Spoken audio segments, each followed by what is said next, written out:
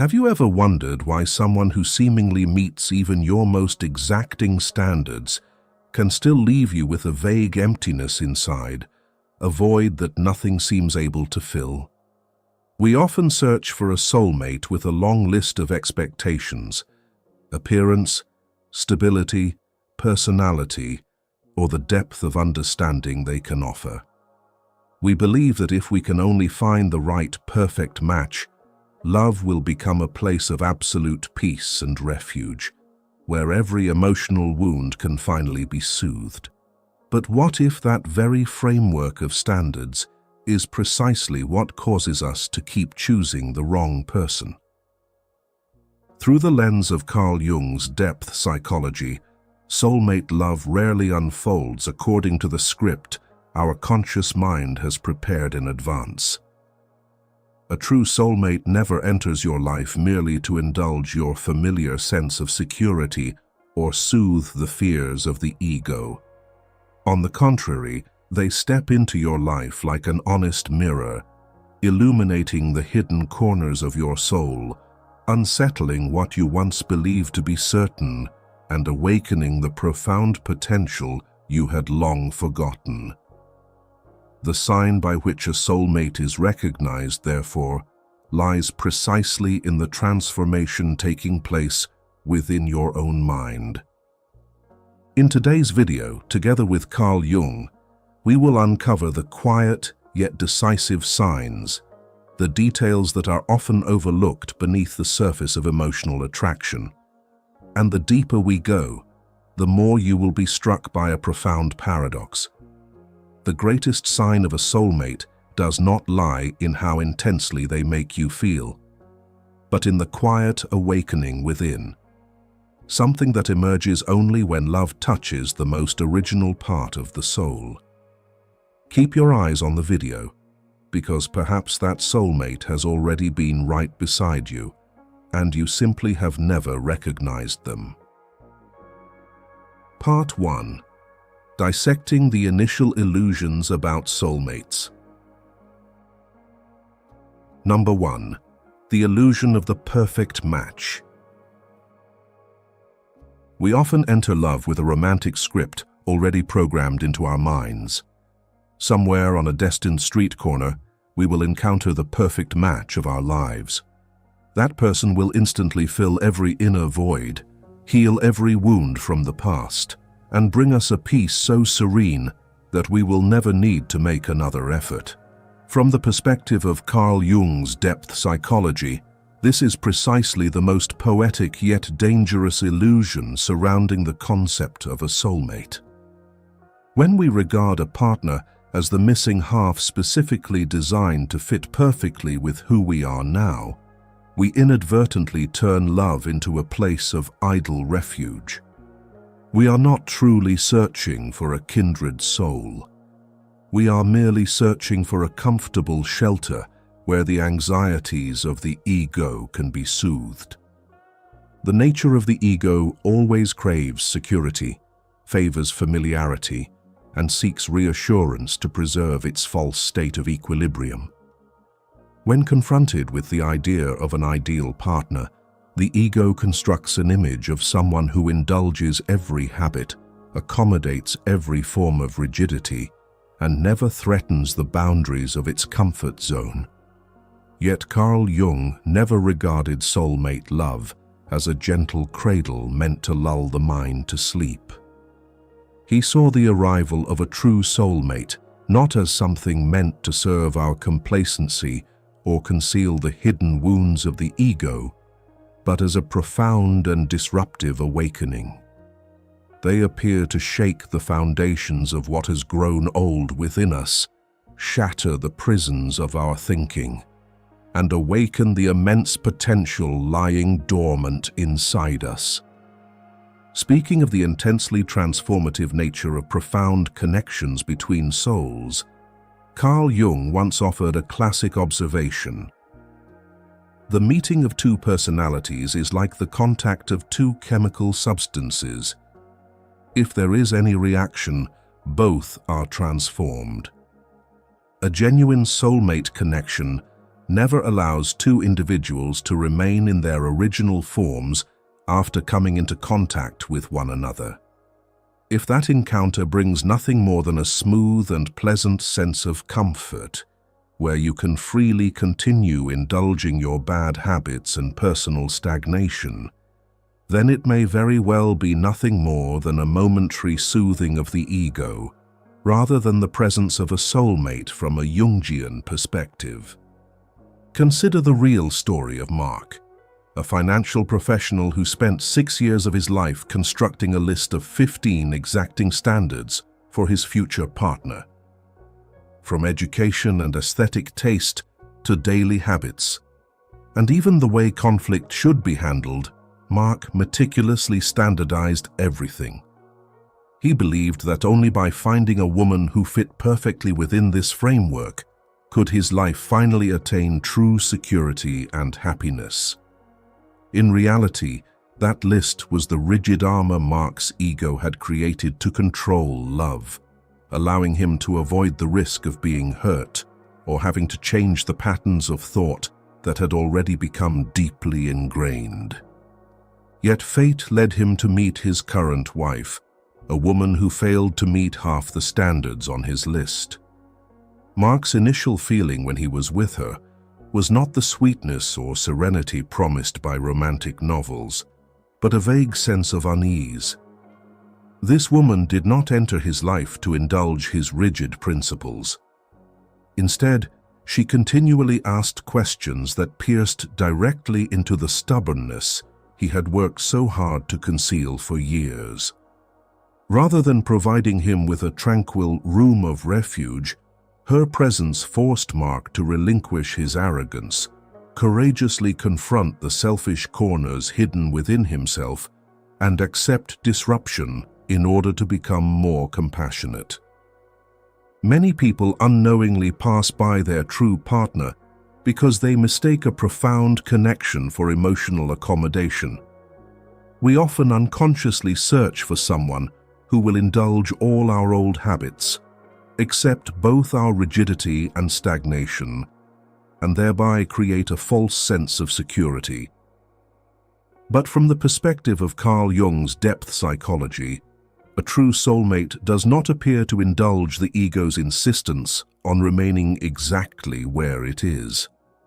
They arrive like a natural catalyst, making your old comfort zone feel increasingly confined and compelling you to look inward.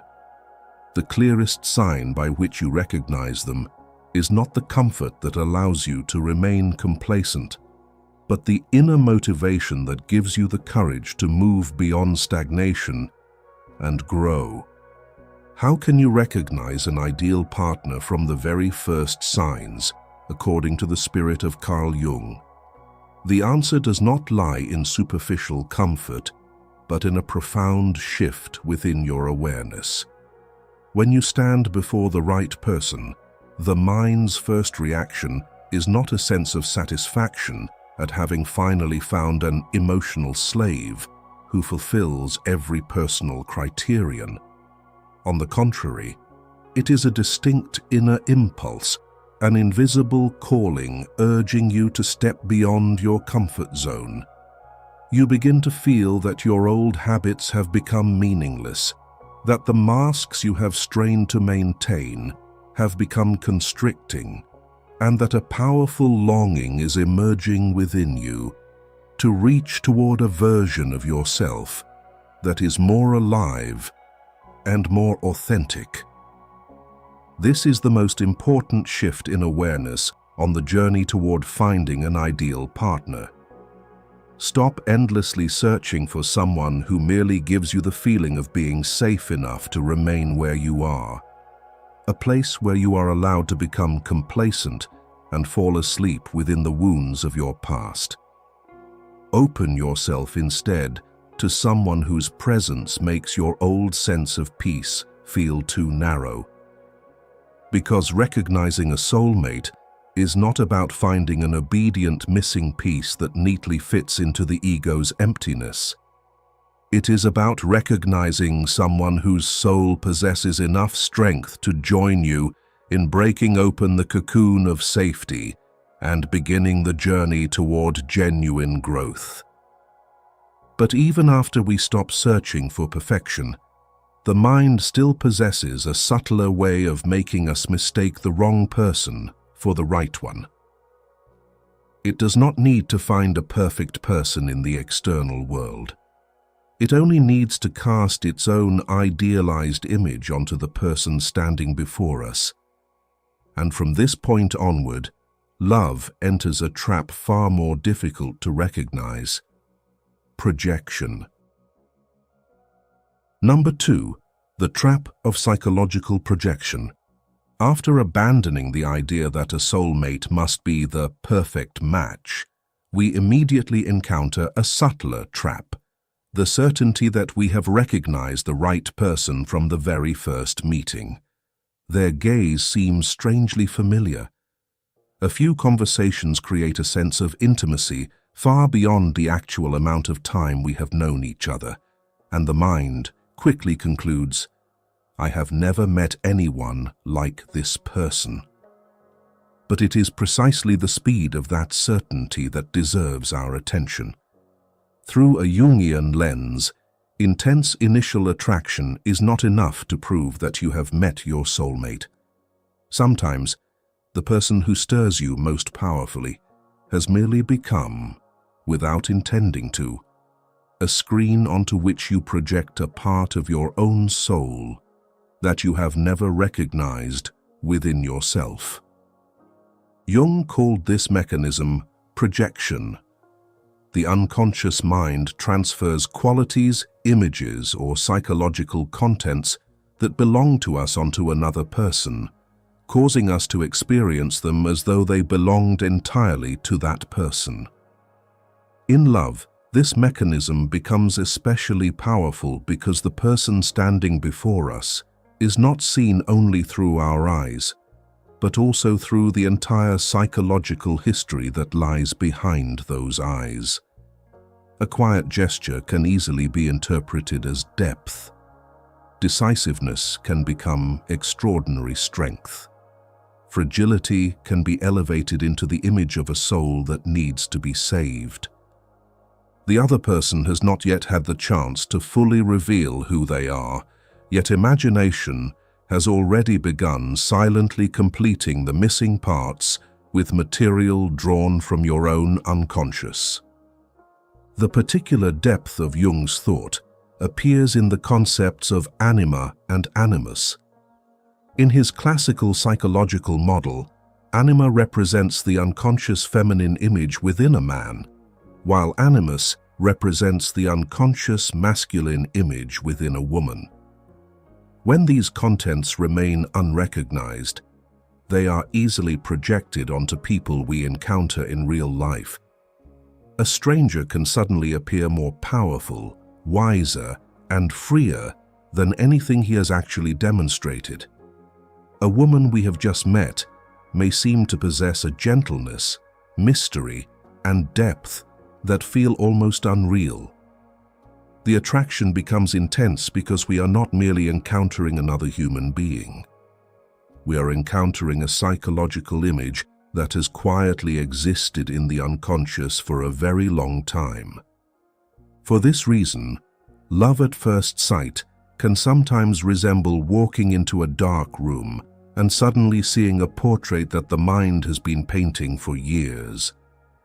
The real face needs only to share a few similar features, and imagination immediately fills in everything else. This is also why, during the early stages, we often know very little about the person who fascinates us most, yet feel as though we understand them with astonishing depth. Jung once wrote, "Projections change the world into the replica of one's own unknown face. When projection becomes powerful enough, we no longer see the person before us as they truly exist. We see the unrecognized face of our own soul reflected through them." Anna, 28 years old, once experienced this when she met a musician at a small performance. He spoke little, often sat quietly by the window, and wrote music at night.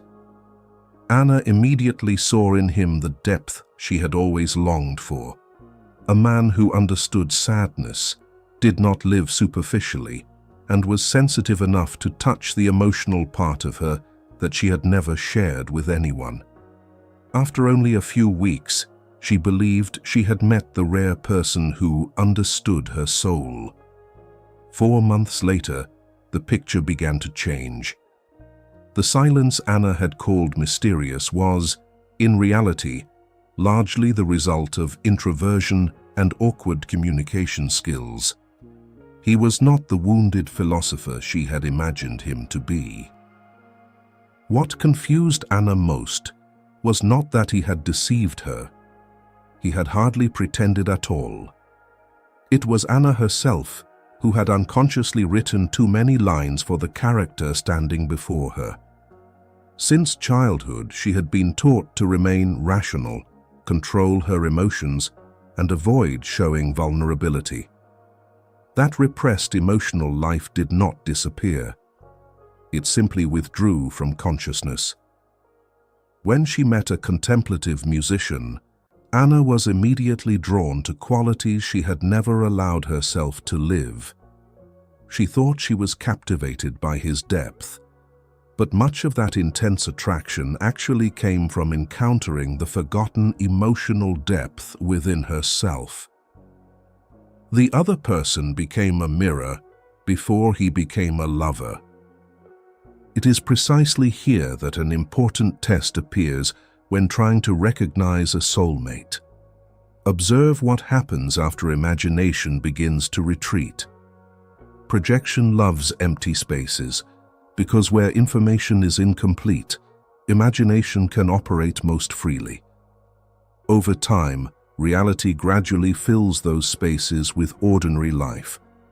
You learn how they respond when they are tired, how they spend money, keep promises, speak to service staff, handle disagreements, arrange their room, or face responsibility. These seemingly trivial details are more valuable than hundreds of romantic moments because they return the other person to their true human proportions instead of allowing them to continue existing as a symbol deified by the mind. Projection also explains a familiar paradox. The more we idealize someone, the more violently disappointed we can become when their limitations begin to appear. A delayed reply suddenly becomes a sign of emotional distance. An insensitive remark becomes evidence that they have changed. An ordinary habit makes us wonder where the extraordinary person from the beginning has gone. But sometimes that person never disappeared, because that perfect version never existed outside our imagination. Love begins to mature when we stop blaming another person for being unable to continue playing the role our unconscious assigned to them. This is the subtle boundary between being enchanted by an image and beginning to recognize a human being. Therefore, when someone makes you feel almost irresistibly drawn toward them, do not rush to call that feeling destiny, but do not deny it either. Treat the attraction as a signal that deserves exploration. What is it about them that fascinates you so deeply? Their freedom, gentleness, decisiveness, creativity, or ability to live through emotion? Then turn the question back toward yourself. Is that quality missing from my own life? Or have I never allowed myself to develop it? This question breaks the spell of projection. Instead of asking only, "How special is this person?" you begin to recognize what the encounter is revealing about the structure of your own psyche. And before calling anyone your soulmate, ask yourself a question more difficult than any feeling of attraction. Am I truly appreciating the ordinary human being they are? Or am I intoxicated by the idealized portrait I have painted over them? Temporarily set aside their appearance, their magnetism, the deep conversations, and the feeling that you have known each other forever. Look at the person who emerges after that glow fades. How they live, the limitations they carry, the things about them that disappoint you, and the parts of their personality that do not fit your original imagination at all. If you have not yet seen the real person, you cannot know whether you have recognized a soulmate or merely recognized the shadow of your own soul on someone else's face. Before moving forward, hold in your mind the person who once captivated you most and choose exactly one quality that once made it impossible for you to look away from them. Free, deep, strong, gentle. Just one word. Place that word in the comments as though you were placing a mirror before yourself. Because sometimes, the word that immediately makes us think of someone else inadvertently reveals the part of our own soul we have neglected for the longest time. And the very moment you are able to name it, you may begin to see your old love story in an entirely different light. Then time begins to do the work that every form of intoxication fears, returning the other person to their true, tangible form. As the layer of idealization gradually becomes thinner, the mind does not necessarily become peaceful at once. On the contrary, you begin to experience a very strange state. The more deeply you are attracted, the more a part of you wants to retreat. Number 3. The initial sign. A sense of disequilibrium instead of false security. After the haze of idealization begins to dissolve, something strange often emerges. The person who moves you deeply does not necessarily make you feel completely at ease. On the contrary, their presence can sometimes feel like an unfamiliar current of air passing through a room that has been sealed for far too long. You want to move closer, yet instinctively slow your steps. You wait for their message, but when the screen lights up, your chest suddenly tightens slightly. You imagine a future with them, then immediately feel the urge to return to the rhythm of your old life. This sense of disequilibrium can easily lead us to conclude that something is wrong with the relationship. But before walking away, look more deeply. Sometimes what is unstable is not love itself, but the psychological order that once helped you avoid change. People often say they want to meet the right person, yet deep beneath the surface, the mind is more devoted to protecting the familiar world than to fulfilling any conscious desire. Familiarity creates a sense of control, even when it leaves you lonely. Someone who grew up in an emotionally cold environment may regard distance as normal. Someone accustomed to fighting for attention may become suspicious of consistent care. Someone who has always maintained an image of strength may feel disoriented around a person who does not require them to appear invulnerable. Therefore, when a relationship begins disturbing these invisible rules, the psyche does not immediately rejoice. It reacts like a guard hearing a sound beyond the fortress wall, alert to something that has never appeared on the map before. This is where psychic resistance begins to reveal itself.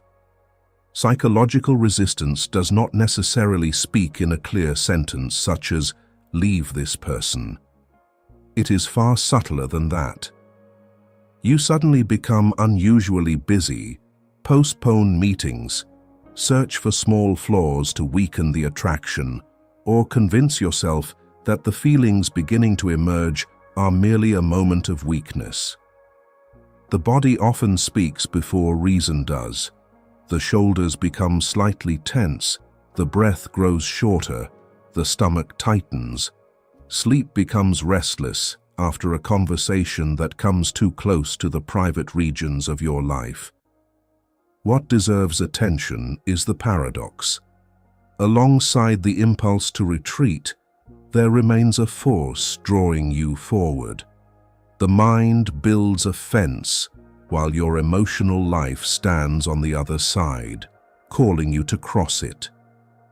Imagine the psyche as a house that has been arranged in the same way for many years. Every object sits in its proper place, and the hallways are familiar enough that you can walk through them in darkness without turning on the light.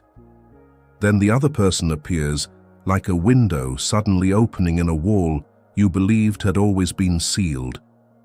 The light flooding in does more than brighten the room. It also reveals the dust that darkness once concealed. It is this moment that creates disequilibrium. We often imagine that we are afraid of the person standing before us, when at a deeper level, what we truly fear is the possibility that if we continue walking beside them, the ways we have lived, loved, and defended ourselves for so long will no longer be able to remain unchanged. Carl Jung once wrote, "We cannot change anything unless we accept it." That statement touches directly upon the paradox of psychological resistance. Before an inner structure can change, a person must recognize what they are trying to protect. Disequilibrium does not ask you to throw yourself blindly into love. It asks you to remain still long enough to distinguish fear arising from genuine danger from fear arising from unfamiliarity. If your first reflex is always to leave whenever intimacy begins to deepen, you will repeatedly choose what is familiar instead of what is truly right for you. In that case, security is merely a beautiful lock attached to a door that has never been opened. Consider Thomas, who spent many years moving through short-lived relationships and always believed that he simply had not yet met the right person. He enjoyed the pursuit, enjoyed the excitement of the beginning, but usually lost interest as soon as the other person wanted to enter more deeply into his real life. Then Thomas met Elise, a woman who was not drawn into his familiar pattern of pulling someone close and then pushing them away. She cared for him consistently, did not chase him when he became silent, and did not punish him with emotional coldness. It was precisely this stability that made Thomas more uneasy than any of his chaotic relationships in the past. He began searching for reasons to distrust her because, for the first time, his familiar defense system could not find anything to fight against. Here, modern psychology offers a perspective worth considering. The nervous system operates largely through prediction. It uses past experience to prepare for what is about to happen. Familiarity is therefore easily interpreted as safety, even when what was familiar had once been accompanied by disappointment. By contrast, a healthy yet unfamiliar experience can sometimes trigger vigilance because the brain does not yet possess an appropriate frame of reference. Like a sailor who has spent too long on stormy seas, calm water can initially make him more suspicious than reassured. The ocean is not dangerous. His body has simply learned to believe that violent waves are the familiar shape of life. But this is also a boundary that must be maintained with absolute clarity. Do not turn every feeling of anxiety into evidence that your soulmate is arriving. Someone who controls, insults, manipulates, causes you to constantly question your own worth, or keeps you in a state of vigilance, does not become special merely because they make your heart beat faster. A healthy connection may stir the psyche, but beneath the initial disequilibrium, it still leaves room for you to think, speak honestly, maintain boundaries, and return to a stable state. Developmental unease causes you to look more deeply into yourself. Toxic unease causes you to become increasingly disoriented. The two states may resemble one another at first, but they are entirely different in the traces they leave behind. Therefore, if you want to recognize a soulmate through a Jungian perspective, do not ask only, "How does this person make me feel?" Ask something deeper. What is their presence destabilizing within me? If you are afraid because they are inconsistent, violate boundaries, or diminish your self-respect, that fear is protecting you.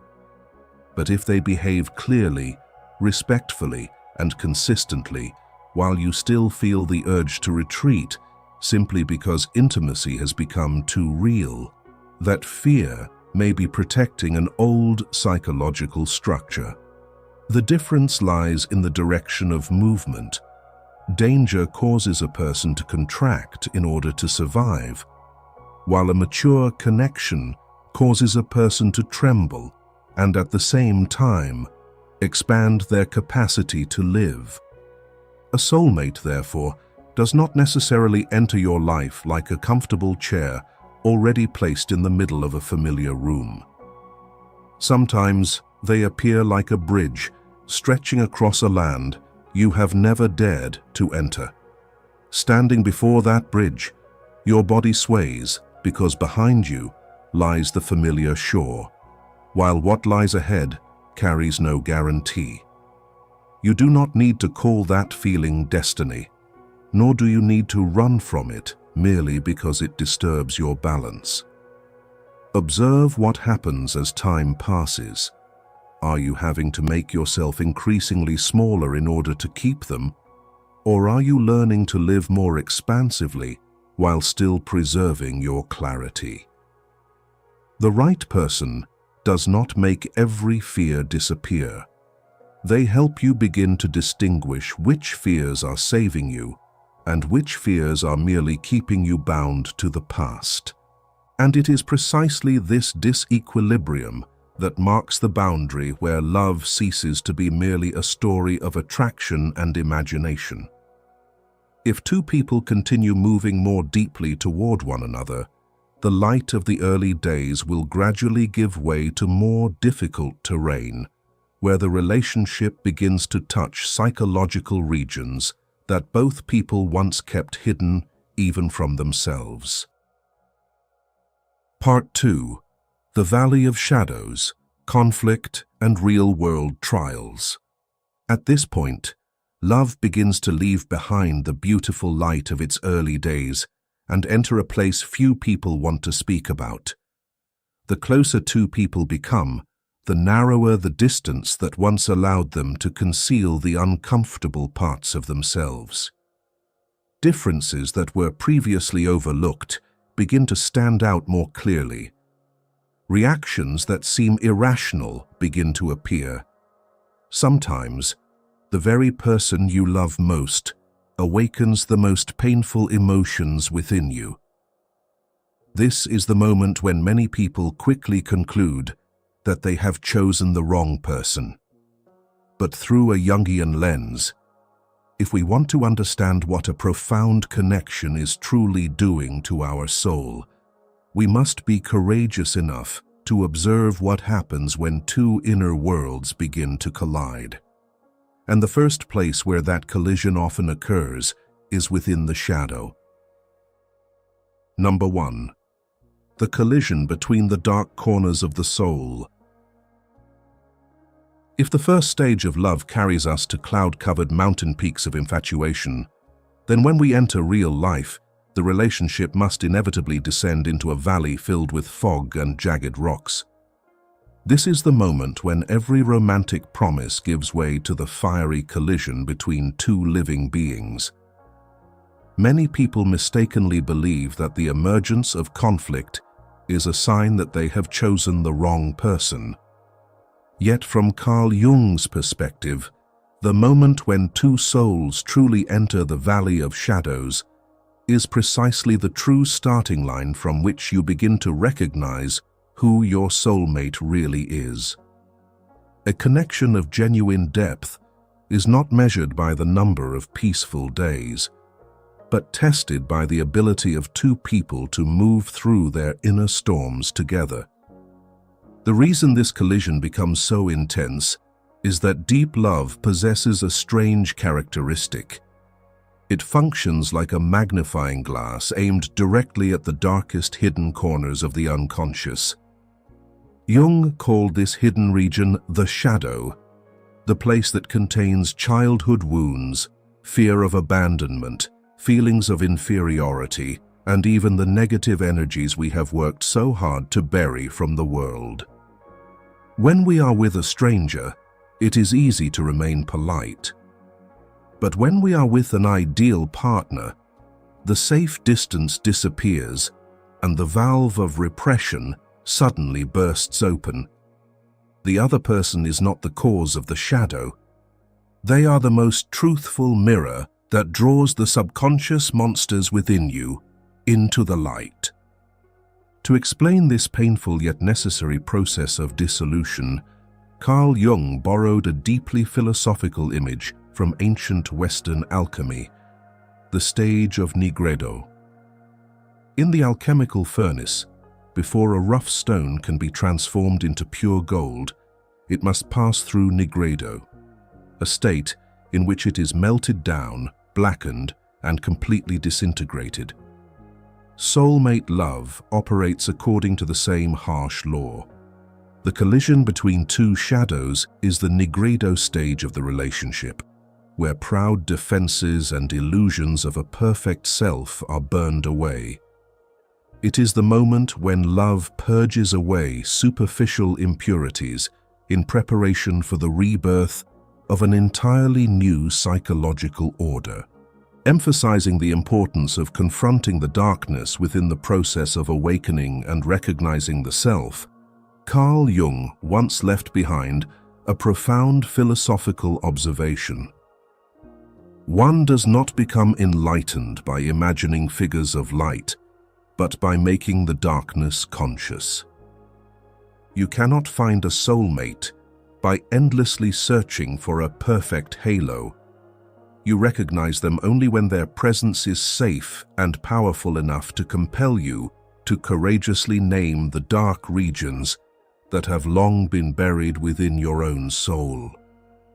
The case of Lucas, a man I once had the opportunity to meet during a psychological therapy session, offers an extraordinarily vivid real-life example of this collision with the darkness within. In the eyes of his colleagues and friends, Lucas was a successful man who always appeared calm, rational, and extremely controlled in his emotions. He had never considered himself someone prone to anger or psychological instability. Yet every structure of that peaceful identity completely collapsed only 6 months after he moved in with his current wife. Irrational arguments began erupting over very small details, pushing Lucas into explosive fits of rage that even he could not understand. Living with his wife, Lucas repeatedly fell into a suffocating feeling and a vague fear that he would be betrayed or abandoned. Only when the psychological analysis went deeper was the true root finally uncovered. The profound intimacy of married life had unintentionally activated the wounded child buried inside him for 20 years, a child who had once been a victim of abuse and abandonment. The relationship did not create Lucas's anger. Instead, his wife acted as a catalyst, bringing into the light the entire shadow he had deliberately ignored. The relationship made it impossible for him to continue running from his past. At this point, the essential question emerges. How can we distinguish between a collision of the shadow that leads toward growth and a toxic relationship in which two people are destroying each other? The sign that reveals an ideal partner lies precisely in the nature of the conflicts themselves.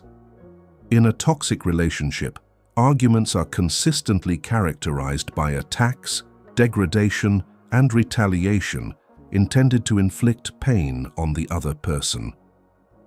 By contrast, the friction between two soulmates may be extraordinarily intense, but it never leaves behind cruelty or a desire for destruction. When the emotional storm passes, what remains is not resentment, but a profound silence. This moment of stillness is the most important behavioral measure for firmly answering the question, how to recognize your soulmate. After each collision with the right person, instead of placing all the blame on them, you discover a strange impulse compelling you to step back and question yourself. You see your own wound bleeding and understand that the anger you just expressed was, in truth, the cry for help of the inner child. A relationship with the right person creates a space safe enough that after the storm, neither person tries to punish the other. Instead, both sit down together to acknowledge their own darkness and gradually help one another heal. For this reason, recognizing a soulmate does not mean finding someone with whom you will never argue or disagree. You recognize them when you discover that even in the darkest and most painful moments of a collision between souls, their presence still helps you courageously confront your own shadow. They are the person who walks beside you through the most brutal stage of Nigredo, willing to witness the most broken and unsightly fragments of who you are, so that from the ashes of those conflicts, an authentic and mature love can begin to take shape, allowing both of you to become more whole. Once the darkness has been touched deeply enough, the mask used to conceal it can no longer easily retain its original form. You may continue appearing strong before the entire world, but in front of the person who has seen the place where you are most vulnerable, that performance of perfection begins to become a burden. Number 2. Letting go of the perfect mask. Love often begins with the art of making an impression, but a soulmate is truly recognized only when the need to impress gradually becomes unnecessary. During the first encounters, we unconsciously edit ourselves as though adjusting the lighting before a portrait. We tell more interesting stories, conceal our failures, and keep our voices calm even when everything inside us is in turmoil. Yet in the presence of someone who truly enters deeply into our lives, that performance begins to become exhausting. You no longer want to prepare every answer, hide every crack, or maintain an image of invincibility. A deeper question emerges. If this person sees me when there is nothing left to admire, will they still want to sit beside me? Carl Jung called the psychological face that human beings present to society the persona. It helps us adapt to family, work, community, and the countless expectations surrounding our lives. A man taught that he must be strong learns to swallow his tears. A woman accustomed to being praised for having everything under control learns to hide her exhaustion behind a smile. A successful person gradually learns how to enter a room with an air of confidence, even while feeling lost inside. Persona, therefore, is not synonymous with falseness. It is like the formal attire necessary for stepping into the public square. The tragedy begins when we wear that attire for so long that we forget there is still flesh beneath it, capable of feeling pain. For this reason, one of the most revealing signs of a soulmate sometimes appears not during the most romantic evenings, but on the day when you no longer have enough strength to keep yourself looking composed. You return after a failure, say something awkward, confess a shame you have kept hidden, or simply allow the other person to see you in a state you cannot control. That moment is like stepping off the stage after years of living beneath the lights. The applause disappears, the makeup is wiped away, and backstage, there remains only your real face beneath the cold light. What makes you tremble is not your imperfect appearance, but a deeper question. Does this person love the human being standing here, or only the character I have learned to perform so well? William understood that question at 2 in the morning on the floor of a dark kitchen. For years, he had been the image of success that old friends often spoke about. A stable career, a composed demeanor, and an almost cold ability to handle crises. When his company stood on the verge of bankruptcy, William still put on his shirt and went to work every morning, telling his wife that everything was under control. But that night, after the final call from the bank, he sat down on the kitchen floor and began to cry. No coherent explanation, no posture of strength, no backup plan. His wife simply sat down beside him. She did not try to fix him, nor did she look at him with pity. For the first time in years, William did not need to stand tall in order to be loved. It is precisely in such seemingly ordinary moments that the nature of intimacy is revealed. We often think that being loved means another person sees our good qualities and values them. But the depth of love is tested somewhere entirely different. Does respect remain after the idealized image has cracked? You tell them about a foolish decision that once filled you with shame, and they do not use it as a weapon in a later argument. You admit that you are afraid, and they do not diminish you. You fail, and their gaze does not immediately shift from admiration to contempt. In that moment, the mind receives a rare message. I do not need to be perfect to preserve this connection. Jung once warned about the danger of identifying oneself with the social mask. The aim of individuation is nothing less than to divest the self of the false wrappings of the persona. The profound meaning of this observation when applied to love lies in the ability to distinguish between someone who loves your image and someone capable of encountering the human being behind that image. The first makes you constantly maintain the version of yourself that deserves admiration. The second creates a space where that outer shell can be laid down. In their presence, your worth does not collapse simply because your career encounters a crisis, your appearance changes, or your confidence temporarily disappears. Love is no longer an exhibition room reserved for your finest version. It becomes a home where you are allowed to take off your shoes before entering. This image evokes a profound paradox in existential philosophy. Human beings long to be seen, yet at the same time fear the gaze of others. We want to be understood, but often offer the world only a carefully edited version of ourselves. Genuine intimacy, therefore, demands a particular kind of courage, the courage to be seen when we no longer have complete control over how another person evaluates us. Like a castle that opens its gates to visitors only to show them its magnificent halls, we can easily mistake their admiration for love. But a soulmate begins to reveal themselves when you dare to lead that person down into the room whose door has never been opened and discover that they do not turn away when the light illuminates the most imperfect place within you.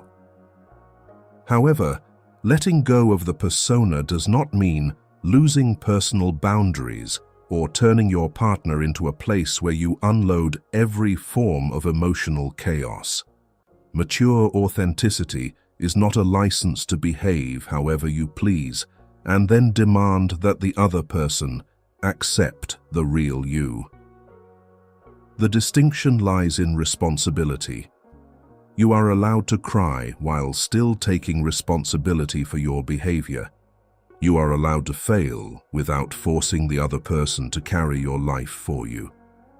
You are allowed to confess your weaknesses without using them to manipulate someone's sympathy. The right person does not demand perfection from you, but a healthy relationship still requires both people to mature. The persona is laid down so that authenticity can emerge, not so that responsibility can disappear. And then a very subtle change begins to unfold. You stop checking every sentence before you speak. Stop reconstructing a calm expression whenever you are sad.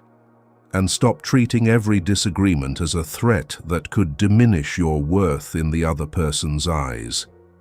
The energy once spent managing your image is returned to life itself. You begin to laugh less gracefully, tell sillier stories, admit "I don't know" more easily, and ask for help without feeling inferior. These small expressions may seem unrelated to the idea of a soulmate, yet they reveal something important. The psyche has stopped treating love like an endless interview in which you must constantly prove that you are good enough not to be rejected. Therefore, when asking yourself how to recognize your soulmate, do not look only at the person who makes you shine the brightest. Pay attention to the person before whom you do not need to shine in order to feel that you are still respected. Ask yourself, when life takes away my title, beauty, achievements, confidence, and ability to remain in control, would I still dare to let this person see me? If the answer is yes, you have reached a sign far deeper than infatuation. A soulmate is not necessarily someone who makes your mask more beautiful. Sometimes they are the person who makes you realize that you have been wearing it for too long and makes you feel safe enough to put it down without fearing that love will disappear. However, the ability to fall apart in front of someone is not enough to call them a soulmate. Between profound intimacy and emotional dependence lies an extraordinarily fragile boundary. Pain can sometimes create such an intense feeling of connection that people easily mistake anxiety for love and call clinging by the name of destiny. Number 3. The boundary between emotional addiction and soulmate love. The most dangerous moment in love is not when we feel nothing, but when our emotions become so intense that we are no longer clear-minded enough to name our experience accurately. That person falls silent, and you lose sleep. They return, and suddenly the entire world lights up again. The two of you hurt each other, separate in tears, then only a few days later fall back into each other's arms as though you had just recovered a lost piece of your soul. It is precisely this violent rhythm that can make people believe, if this relationship hurts me this much, it must be incredibly deep. But when learning how to recognize a soulmate, you need enough courage to confront an uncomfortable paradox. What makes you unable to leave someone is not necessarily love. Sometimes it is your own wound that is keeping that door closed. Trauma. Bonding does not always appear with an ugly face from the beginning. It enters our lives through the feeling of being desired, chosen, and rescued from loneliness. Then, little by little, love begins to operate like a pendulum clock. Closeness followed by coldness, hope followed by disappointment, being held and then pushed away. After every painful episode, a few moments of tenderness become unusually precious. You begin living for the moment when that person returns. Like someone walking through a desert, receiving only tiny drops of water, you stop asking whether the water is clean or poisonous. Your thirst has made the existence of water more important than its quality. From this point onward, the relief that follows suffering can easily be mistranslated by the mind as love. This is also why many relationships that leave us exhausted can still possess an attraction that is difficult to explain. When the other person becomes distant, the fear of abandonment rises. When they return, the fear temporarily subsides and the body immediately experiences relief. It is the enormous distance between panic and relief that creates the feeling that no one makes me feel the way this person does. But look carefully.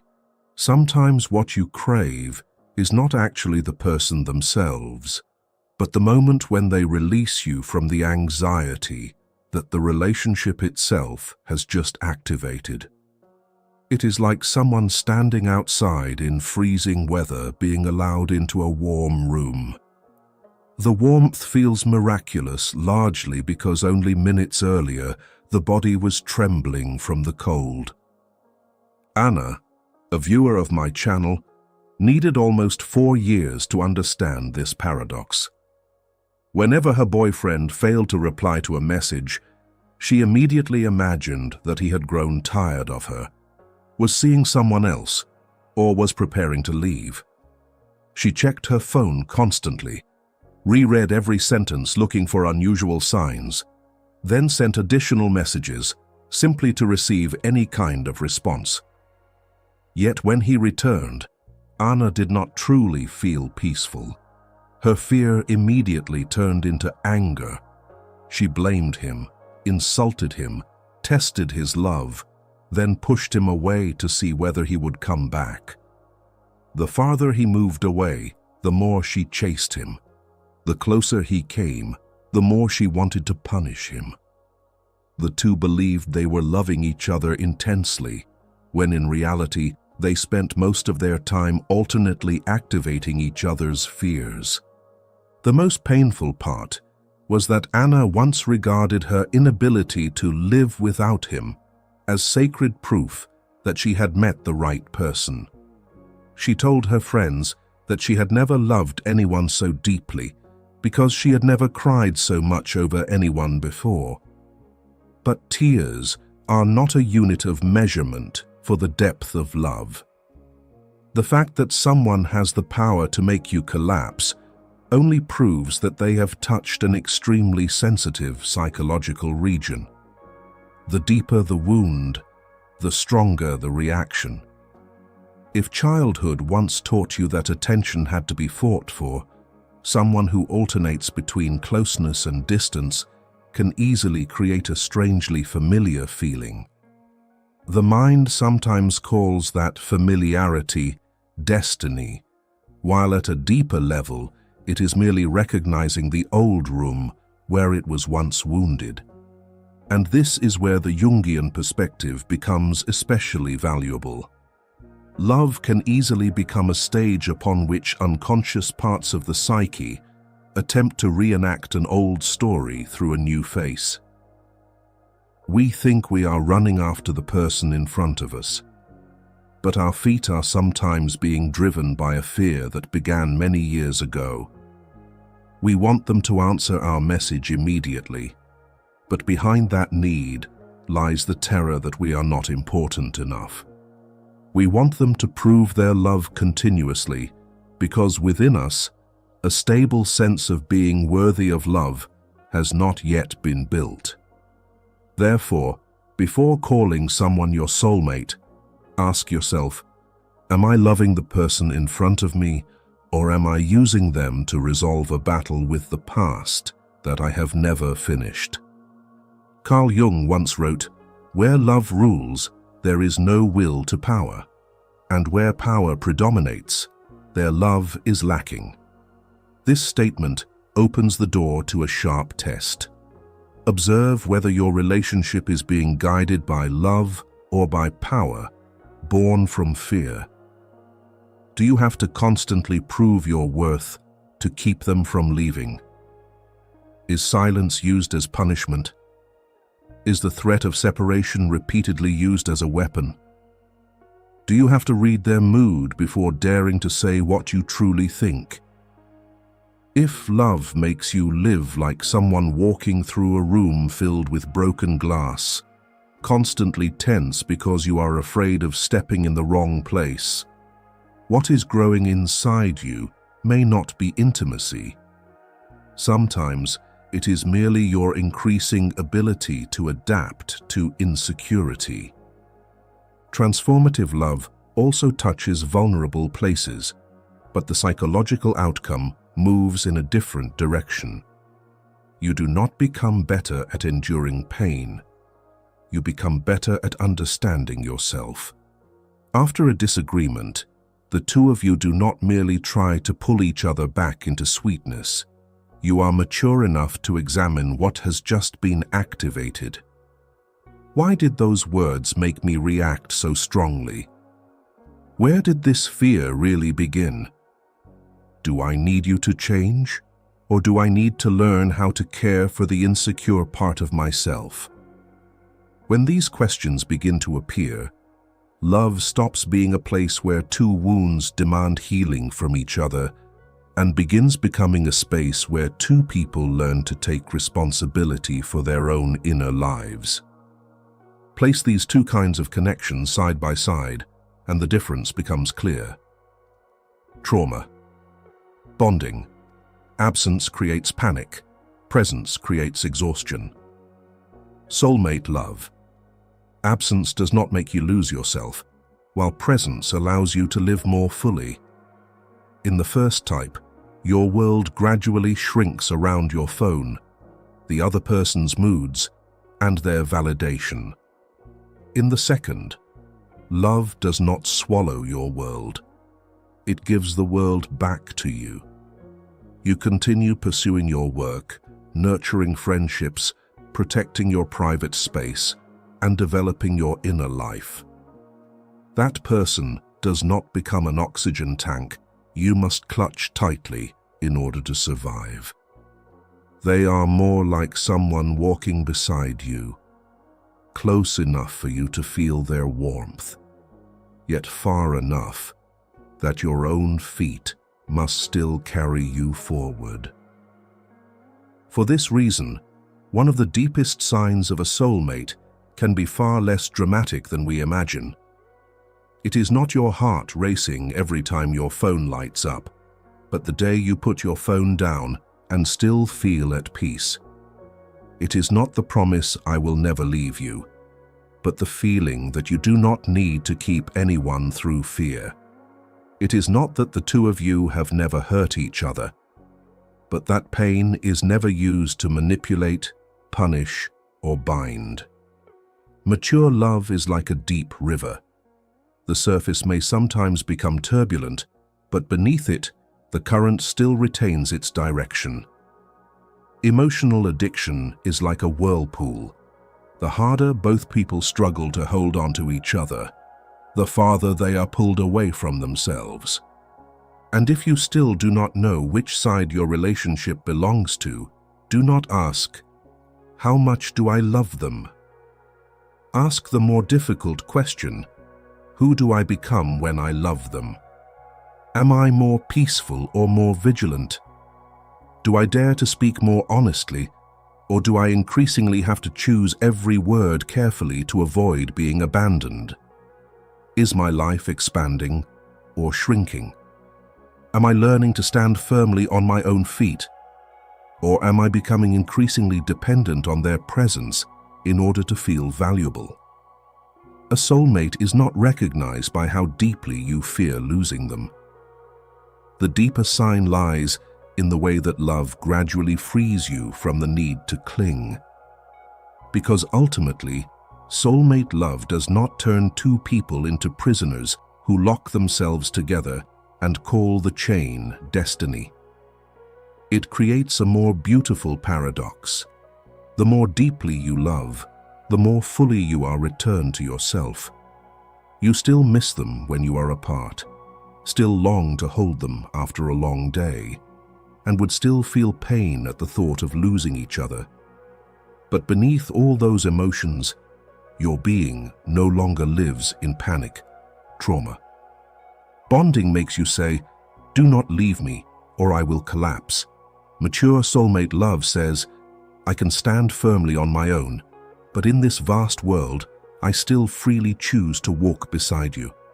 And sometimes, that very freedom is the most convincing sign that you have met someone truly worth staying with. At this point, let a like carry a different meaning from the way we usually understand it. See it as a small mark beneath the sentence that has just been rewritten within your own awareness. Pain will no longer be used as evidence of profound love.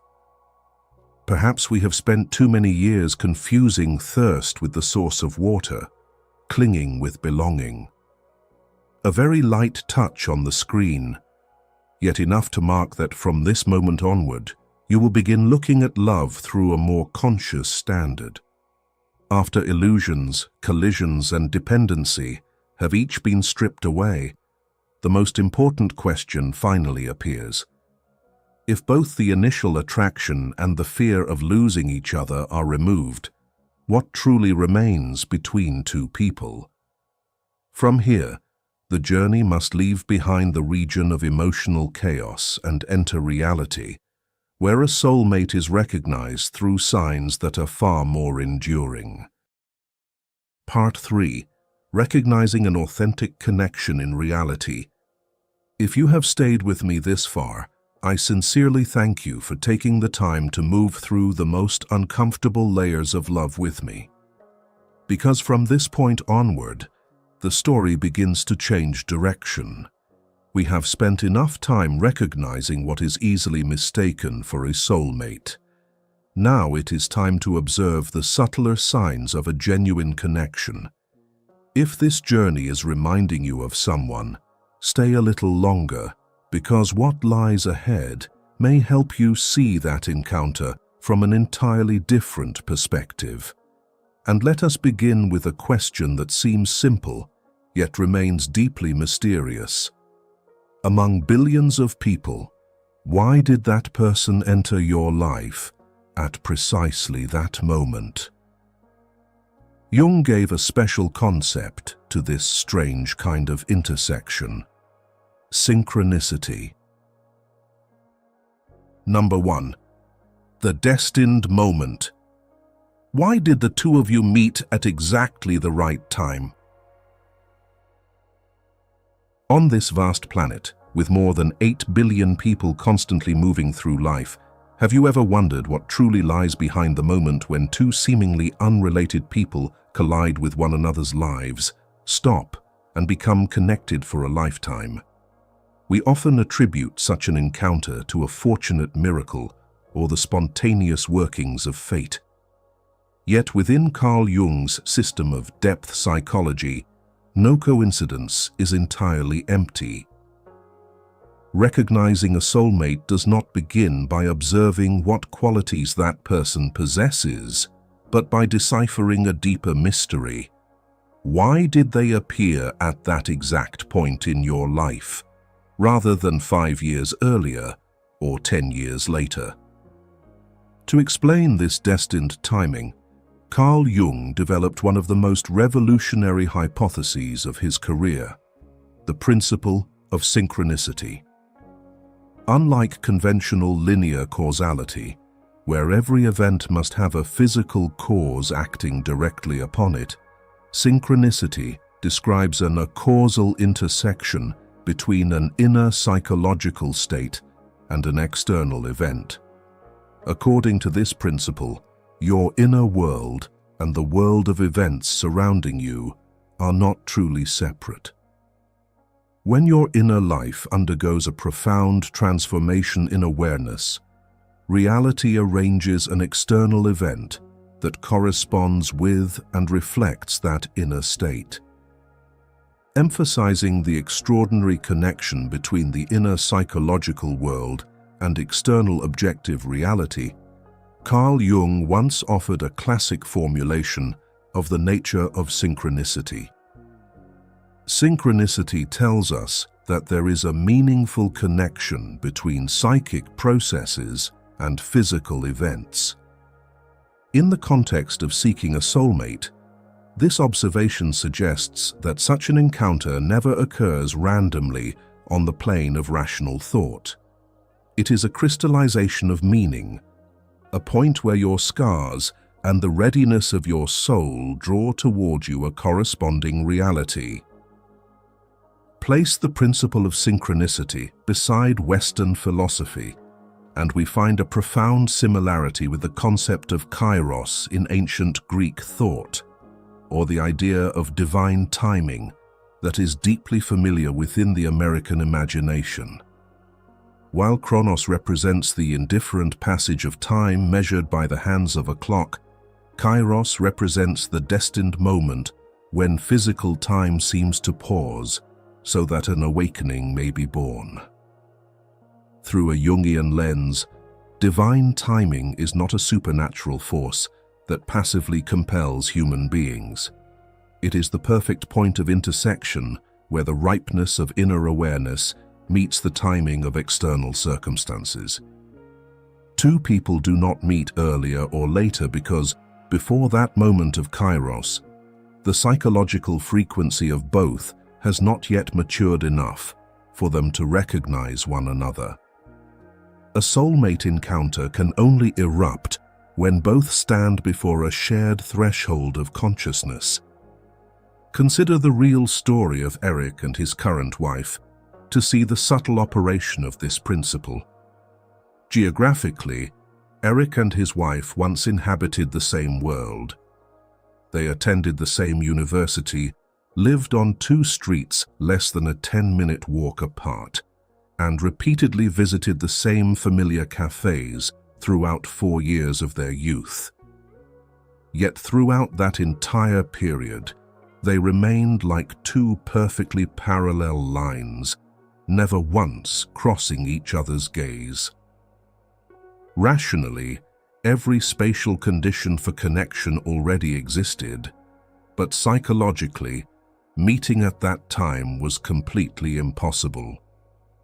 8 years later, when both had entered their 30s and had just endured the pain of broken first marriages, fate finally seemed to speak. On a stormy evening, they both happened to enroll in the same random painting class in search of peace for their souls. This time, they sat beside each other and began to talk. Carrying similar scars, having both passed through disillusionment about youthful love, their 2 souls immediately recognized a profound resonance. Had they met at 20, when both were impulsive and filled with ego, they might easily have passed each other by like strangers. It was precisely the pain of past disillusionment and the maturity of their souls in their 30s that became the code opening the door of connection between Eric and his wife. Their meeting in the painting class was not a gamble of chance, but the inevitable result of the principle of synchronicity. When both had reached a state of readiness to release old illusions and seek an authentic connection, external circumstances arranged themselves so that they would sit beside one another. The ideal partner does not appear simply because you have worked hard searching through dating applications, but because your soul has matured enough to receive them. This is the most important key for recognizing and answering the question, how to recognize your soulmate from the perspective of timing. Practice looking back at the past. Examine the timeline of your life and that of the other person at the exact moment you met. A true soulmate often appears when both people have just emerged from one of life's storms, when an old romantic illusion has just collapsed, or when both stand at a threshold of psychological restructuring. That coincidence of timing is not random, but becomes one of the clearest signs that the outer world is reflecting an inner transformation. Therefore, recognizing a soulmate is not the confused experience of chasing an unfamiliar figure. It is the overwhelming realization of the extraordinary rightness of timing within fate. You recognize them when you understand that every collapse, every tear, and every period of waiting in the past may have been necessary preparation for bringing your soul to a state compatible with theirs.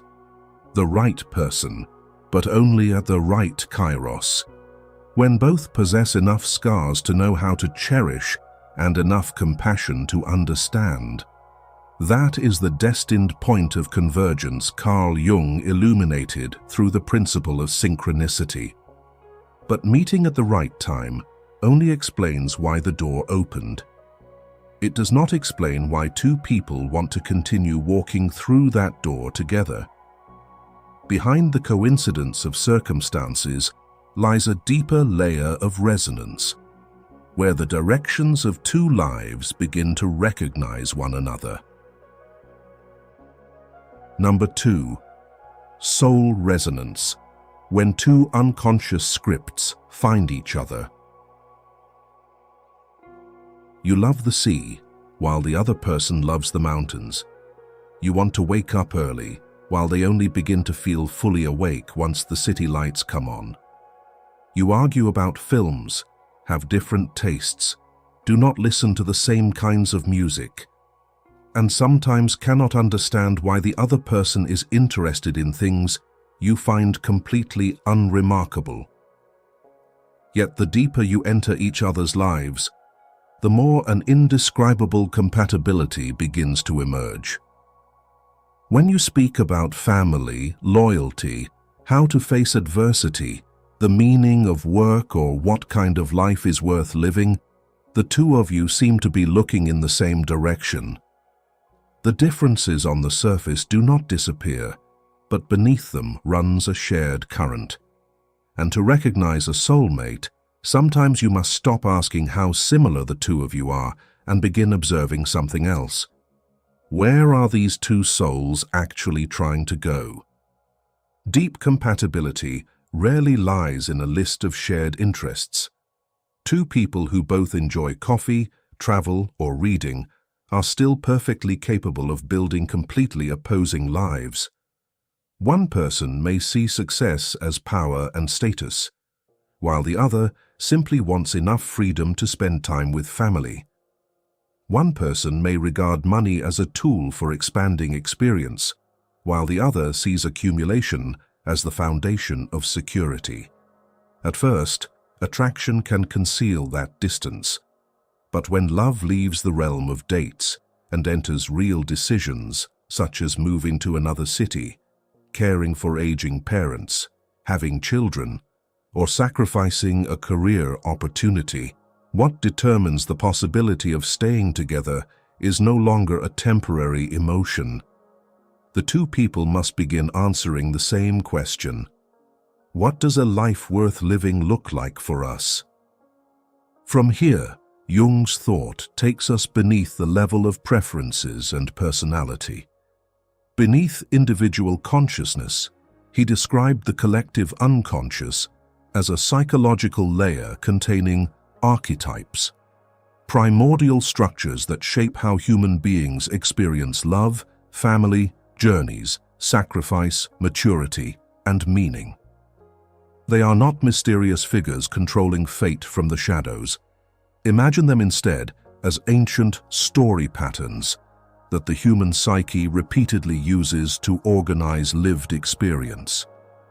For this reason, two people can sometimes feel deeply attuned, not because they think alike in every detail, but because their deepest values are organizing their lives in compatible directions. Imagine the soul as a piece of music. A soulmate does not necessarily play the same instrument as you. Even if both of you play the violin, the harmony will not automatically become more beautiful. The other person may carry a completely different rhythm, tone, and range.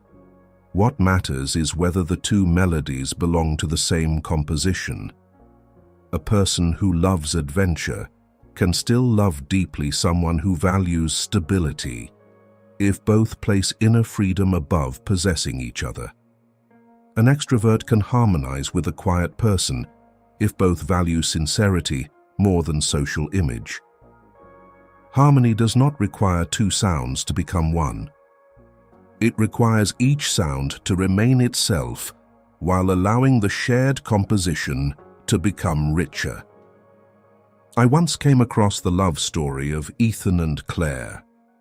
Ethan grew up in a working-class family, loved building businesses, and enjoyed the feeling of creating something from nothing.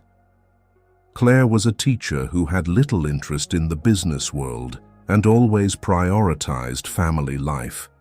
From the outside, they seemed to belong to almost completely different worlds. Yet after many years, Ethan realized that what bound him to Claire had never been occupation or shared interests. He wanted to build something durable enough to pass on to the next generation. Claire had also devoted her life to helping children become better human beings before entering society. The forms were different, but the deeper level of meaning converged. Both wanted their lives to leave behind something better than themselves. This resonance often reveals itself most clearly in decisions that contain nothing romantic at all. Observe how the two of you talk about money when the budget is tight, about parents when they grow old and frail, about loyalty when no one is watching, about work when a major opportunity requires sacrifice, or about how to treat a service worker who has nothing to offer you in return. It is precisely in these ordinary areas that the deeper script of the soul begins to reveal itself. Beautiful words are easy to learn. Values show their true form only when they come at a cost. Gradually, you begin to see what the person before you is building their life around. And the question of soulmate becomes far more practical. Can what they hold sacred coexist with what you absolutely refuse to betray? A true soulmate does not mean that two people meet and immediately transform into identical versions of one another. The real reaction occurs when one person's presence creates conditions in which the other person's deeper structure can be lived more fully.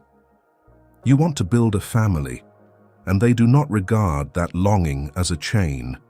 You need periods of solitude to create, and they do not interpret that private space as emotional coldness. You value honesty more than maintaining a perfect appearance, and they do not ask you to hide the truth simply so the relationship can continue looking beautiful. Their life does not lock the door your soul is trying to walk through. And this is the point most easily misunderstood. Intrinsic alignment does not mean that two people never need to compromise. Every mature relationship must negotiate time, money, responsibilities, and hundreds of small details. But compromising on the manner of living is entirely different from betraying the direction of your life. You can move dinner from 7 to 8 because the other person comes home late. You cannot spend your entire life pretending you do not want to become a father simply to keep someone who absolutely does not want children. You can live in another city for several years. It is far harder to live peacefully when one person sees family as the center of life, while the other views every intimate bond as an obstacle. A soulmate does not eliminate negotiation. Alignment helps two people understand what can be negotiated and what belongs to the core. The strange thing is that when you meet someone who is truly aligned with you at this level, you usually do not feel that you must constantly sell your dreams to them. You do not need to prepare a long speech explaining why loyalty matters, why you need to live with integrity, or why certain principles cannot be exchanged for convenience. They may not agree with every decision you make, but they recognize the deeper language behind those decisions. Like two people raised in different countries who suddenly discover that they both understand the same rare dialect, that understanding creates a very particular sense of relief.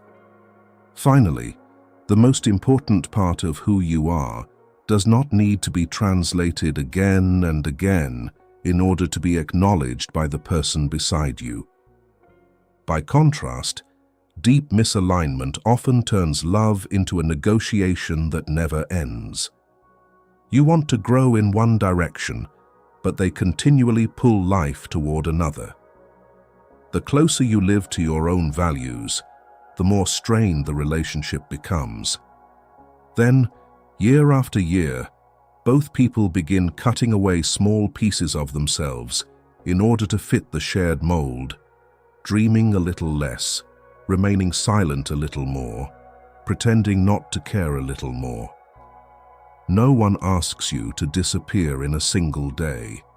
The disappearance happens millimeter by millimeter, until one day, when you look back at your life, you realize that you have spent too many years keeping someone beside you by continually moving farther away from the direction your own life was meant to take. Therefore, if you want to recognize a soulmate, do not observe only the person who makes your heart tremble. Look beyond the first feeling and imagine the two of you standing before the same horizon 10 or 20 years from now. When youth has passed, appearances have changed, and romantic dates have given way to bills, illness, responsibility, loss, and difficult choices. Will the two of you still consider some of the same things worth protecting? You do not need to share every answer. What matters is that the deepest answers do not destroy one another, because the right companion may not walk at exactly your pace, but the direction they call home does not force you to move against the place your own soul longs to return to. And this is also the most discreet beauty of soul resonance. You do not find a copy of yourself in another person. You find a different life that is compatible enough for two stories not to compete for the right to exist. They carry their own history, temperament, and aspirations, and so do you. Yet when the two life paths are placed beside one another, the future of one person does not demand the disappearance of the other. Their deepest direction in life unexpectedly becomes a space in which your own story can continue to be written, while your story also leaves room for them to do the same. At that point, a soulmate is no longer the missing half. They are the person beside whom two whole human beings can continue writing two distinct lives within the same greater chapter. Try reopening a memory you rarely speak about anymore. The moment when you realized that between two very different people, there existed an uncannily similar direction in life. Perhaps it was the way you both viewed family, the way you faced loss, or the shared belief that life must carry meaning beyond the self. The comment section below can become a place to preserve moments like these. Briefly share what once made you think, "We are not alike, but somehow we seem to be heading toward the same place." Real stories illuminate one another in ways theory never can. The paradox appears precisely here.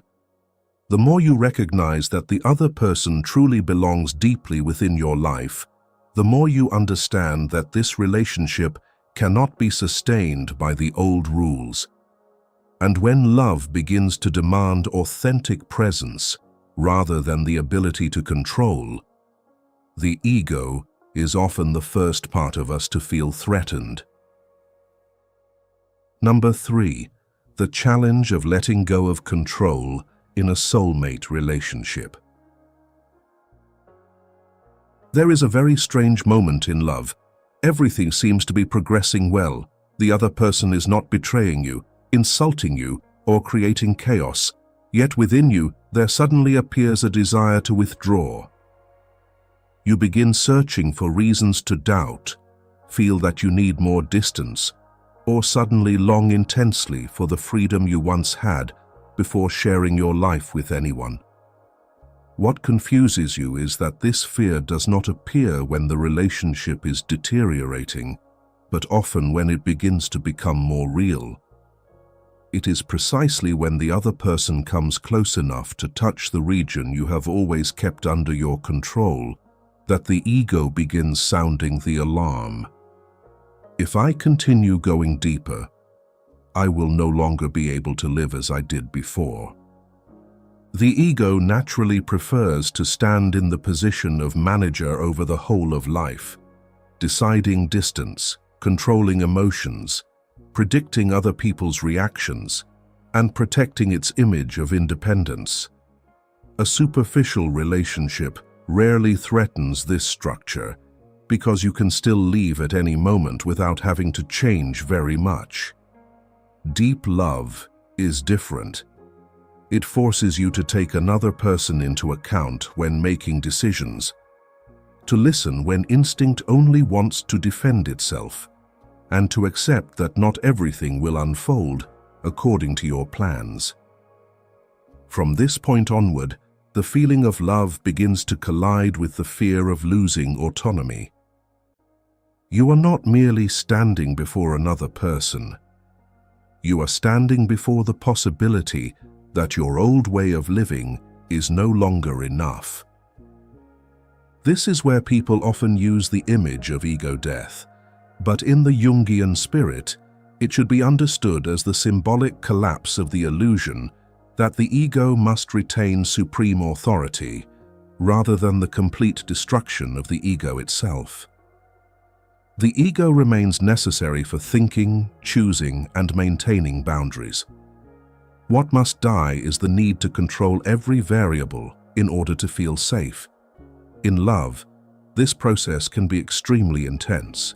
Someone accustomed to solving everything alone must learn to ask for help. Someone who always leaves before they can be hurt must learn to remain present during difficult conversations. Someone who trusts only reason must accept that some of the most important things in life cannot be guaranteed by contracts or contingency plans. Imagine someone who has spent half a lifetime building a fortress on top of a hill. The walls are high, the gates are strong, and every entrance lies within sight. That fortress has protected him from being hurt, but it has also ensured that no one can truly enter. Then one day, he meets someone patient enough to stand outside the gate without trying to break it down.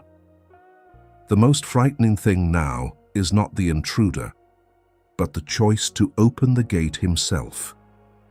Because once the gate opens, he can no longer preserve the privilege of living as though he needs no one. Deep love can make us tremble in exactly this way, not because the other person is dangerous, but because genuine intimacy requires us to surrender the kind of safety built through isolation. The impulse to run often disguises itself in perfectly reasonable language. The ego rarely says directly, "I am afraid of losing control." It speaks more subtly, "Maybe I need more time. I am not sure this is the right person. I want to focus on my career," or "This relationship is moving too fast." Sometimes these reasons are entirely legitimate, but sometimes they are merely an intellectual covering placed over a primitive fear of intimacy. Therefore, the important test is not to force yourself to stay. Ask instead, do I want to leave because this person is violating my values and boundaries, or because they are forcing me to give up the privilege of absolute control? Those two answers lead in completely different directions. Carl Jung once wrote, the most terrifying thing is to accept oneself completely. In love, that acceptance becomes even more difficult because you must not only see yourself, but also allow another person to see you deeply enough. Control is often the ego's way of avoiding vulnerability. We control distance so we will not be abandoned, control the narrative so we will not be misunderstood, and control the future so we will not have to face uncertainty. But a profound relationship gradually strips away the illusion that everything important can be managed. Love begins entering deeper territory when you understand that connection cannot exist if both people are concerned only with keeping all power on their own side. However, letting go of control does not mean dissolving yourself. This is an extremely important boundary. A soulmate does not require you to abandon your voice, values, friends, career, or right to say no. If a relationship requires you to disappear in order for it to survive, that is not the maturation of the ego, but an imbalance of power. Letting go of control in a healthy sense simply means that you stop trying to control every reaction of the other person and stop trying to guarantee that love will never hurt you. You still maintain boundaries, but you do not use those boundaries as walls. You still have a life of your own, but you do not use independence as a reason to avoid intimacy. It is precisely here that a soulmate is recognized not through the feeling, "I completely lose myself in them," but through your ability to remain yourself while daring to share the power of life. You accept that some decisions must be discussed together. You learn to listen instead of always fighting to be right. You begin to understand that love is not territory to be conquered, but shared ground for which two people take responsibility together. At first, this feeling can make the ego experience a sense of loss, but looked at more deeply, what is being lost is only the illusion that freedom means needing no one. A more mature freedom is the ability to choose commitment without turning commitment into a prison. And this is why the stage of deep love is often accompanied by a bewildering urge to run. You imagine that you are in danger of losing yourself, but sometimes what is actually being lost is only the old structure that once helped you avoid vulnerability. If the other person respects your boundaries, does not manipulate you, and does not make you diminish yourself, yet you still panic when commitment becomes real, do not immediately interpret that fear as a warning to leave. Look at it carefully. A soulmate is not someone who forces the ego to die. They may be the person who helps the ego understand that it does not need to rule the whole of life in order to feel safe. And sometimes, the moment you stop gripping everything so tightly is the first moment love finally has enough space to truly live. As the controlling hand gradually loosens, you also lose the privilege of loving the other person according to the script already written in your mind. They begin to appear in the fullness of their limitations, awkwardness, and imperfections.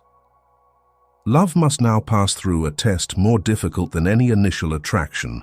When the dream of who they are comes to an end, do you still want to choose the real person standing before you? Number 4. Recognizing your partner when the romantic fog has completely disappeared. After the storm of projection subsides and the intense emotions of the beginning pass away, the relationship reaches a quiet yet decisive turning point. Most of us tend to feel disappointed when the cinematic atmosphere of romance begins to dissolve. We see that the person before us is no longer the perfect savior, no longer magnificent or constantly filled with positive energy as they seemed in the early days. Yet through the lens of Carl Jung's depth psychology, the moment when the fog of illusion completely disappears is precisely when the door to truly recognizing a soulmate opens. Authentic love never begins in the intoxication of illusion. It is born only when you face the flesh and blood reality of the person you love. The human mind naturally loves to create idols. When we first fall in love, we place over the other person a rose-colored curtain woven from our own expectations and desires. But sooner or later, that curtain will tear under the pressure of everyday life. In Jungian psychology, disillusionment is not a tragedy marking the end of love, but an invaluable gift of awakening. Disillusionment strips away unrealistic ideal images and forces the ego to relinquish control so that it can see the other person as they truly are. A soulmate is not someone who keeps you dreaming forever, but someone who makes you smile when you awaken into reality. Speaking of the necessary sacrifice between naive illusions and an authentic love capable of lasting connection, Carl Jung once offered a profound philosophical observation. Every true and deep love is a sacrifice. The lover sacrifices all other possibilities, or rather, the illusion that such possibilities exist. In the context of recognizing a life partner, this observation affirms that soulmate love requires you to courageously sacrifice the unrealistic ideal image within your mind in order to fully embrace the flesh and blood human being standing before you. Imagine early love as brilliant stage lighting, where every feature is made to appear radiant and perfect. Yet family life and lasting connection take place backstage, where the lights suddenly go out and naked reality appears. There are mornings when you wake looking exhausted, anxieties about money and daily necessities, awkwardness in behavior, and deeply hidden wounds. If you love only the magnificence beneath the stage lights, then you are still loving an image created by yourself. You truly touch a soulmate connection only when your heart overflows with empathy backstage, where the other person is most exhausted and wounded. The relationship between Prince Harry and Meghan Markle offers a profound real-world example of the moment when the romantic fog disappears. Before the eyes of the global public, their story began like a modern fairy tale, a charming British prince falling deeply in love with a beautiful actress, followed by a magnificent royal wedding surrounded by flags and celebration. If their love had rested only on the projection of a perfect princess and a life of luxury, it would have quickly shattered when the storms of media scrutiny arrived. Yet behind the closed doors of the palace, Harry did not see a glamorous princess on the red carpet. He confronted a flesh and blood woman. It was the moment when Harry witnessed Meghan sitting in the darkness, collapsed in tears, and experiencing severe psychological distress under the force of relentless attacks. The armor of royal glamour completely fell away, revealing a human being who was vulnerable, frightened, and powerless. Harry stood before two choices: retreat into the safe world of romantic projection, or descend into the darkness of reality and take the shattered hand of the woman he loved.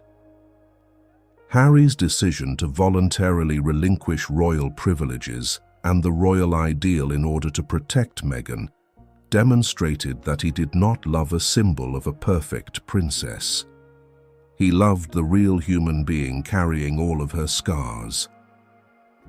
From the moment the fog disappears, an ultimate psychological measure emerges to help you answer the question, how to recognize your soulmate. It is the measure of serenity. This measure does not require the other person to be extraordinary or dazzling. Instead, it examines your emotional state when you see the full extent of their ordinary qualities, everyday flaws, and even their most childlike fears. If disillusionment makes you disappointed, angry, and eager to turn away, then you were only in love with an illusion. But if seeing those imperfections causes a sense of serenity and warmth to rise within you, along with the desire to hold them, then you have found a true life partner. Recognizing a soulmate, therefore, is not being astonished by a perfect being without a single flaw. You recognize them when you experience an absolute sense of refuge in the midst of the other person's most ordinary and vulnerable qualities. You see every hidden corner, every limitation, and every awkward aspect of who they are. Yet your mind no longer feels the urge to compare or repair them. You smile gently and consciously choose. I clearly see your wounds, I know your limitations, and I choose to stay here and walk through this life with you. This is the most authentic point of contact within a soulmate connection through the lens of Carl Jung. If, after all disillusionment, the answer is still to stay, the question, "Are they my soulmate?" gradually loses its central position. A more mature question begins to emerge. In what direction is this love transforming these two human beings? From this point onward, a soulmate is no longer recognized through the emotions they bring into your life, but through the person you are gradually becoming within the relationship. Part 4. Transformation and wholeness in connection.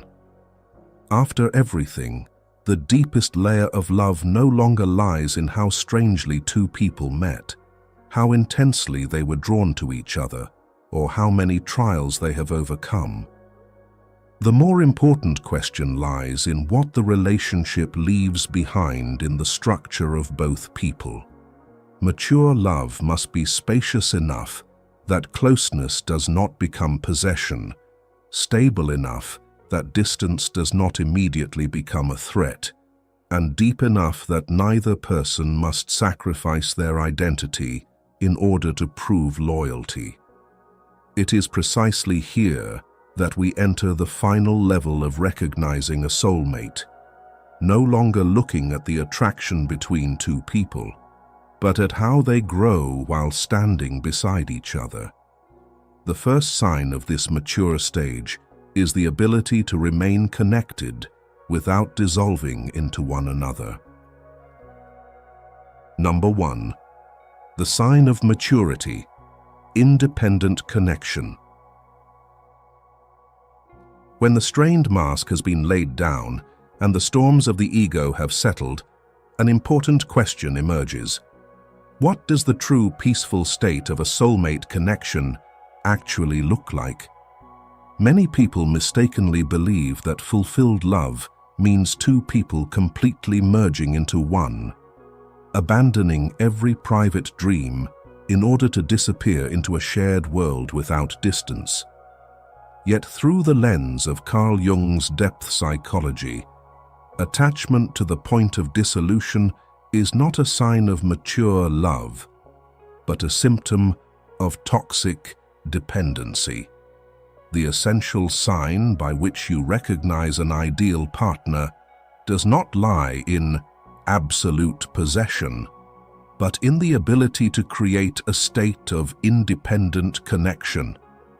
The nature of independent connection in Jungian psychology does not operate according to the incomplete formula 1/2 + 1/2 = 1, where two dependent and incomplete fragments seek each other merely to fill the fear of loneliness.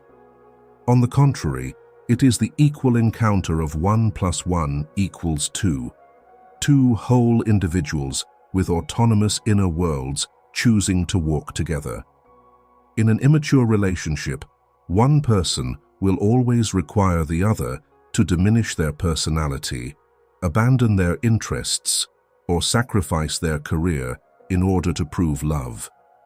Recognizing a soulmate means discovering that, beside this person, you are not transformed into a faded copy or a satellite orbiting only around their life. Exploring the relationship between personal autonomy and the ability to form deep connections with others, Carl Jung once affirmed an important truth in the process of psychological development. Individuation has two principal aspects. In the first place, it is an internal process of integration, and in the second, it is an indispensable process of objective relationship. This observation shows that a genuine soulmate connection never destroys individuality.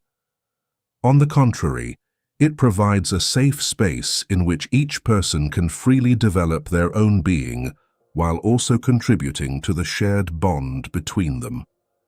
To make this difference easier to visualize, imagine two people rowing along a great river. In toxic dependency, the two struggle to climb into the same narrow boat, terrified of letting go of one another even while the boat sways violently in the waves.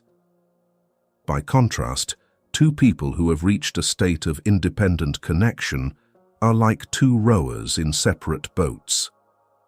They travel side by side along the same route, always ready to throw a rescue line if the other runs into trouble, yet each still keeps a steady hand on the rudder of their own vessel.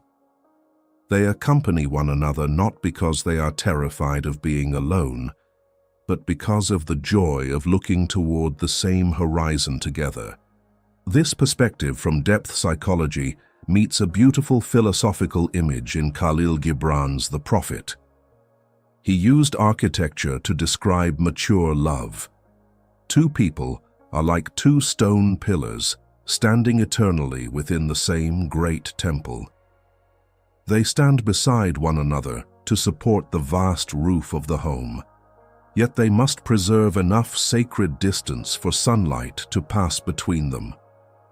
For the oak tree and the cypress cannot grow healthy beneath each other's shade. A true soulmate always understands that respecting a partner's private space is the only way to keep love from being suffocated. This is an invaluable key of recognition for you to ask yourself when standing before a relationship. Beside this person, are you becoming increasingly free and confident within your own world? Or are you constantly having to hide your personal dreams because you fear their displeasure? A soulmate is someone who never forces you to choose between yourself and their love. Their presence does not cost you your old kindred friendships, does not extinguish your personal passions. On the contrary, their calmness and trust become a strong foundation behind you, giving you the courage to freely explore new limits within yourself. The state of independent connection is therefore the most satisfying answer to the title, How to Recognize Your Soulmate at the Stage of Complete Transformation. Recognizing an ideal partner is not the suffocating feeling of a cocoon imprisoning two souls, but the openness of a vast sky where two free birds fly in the same direction.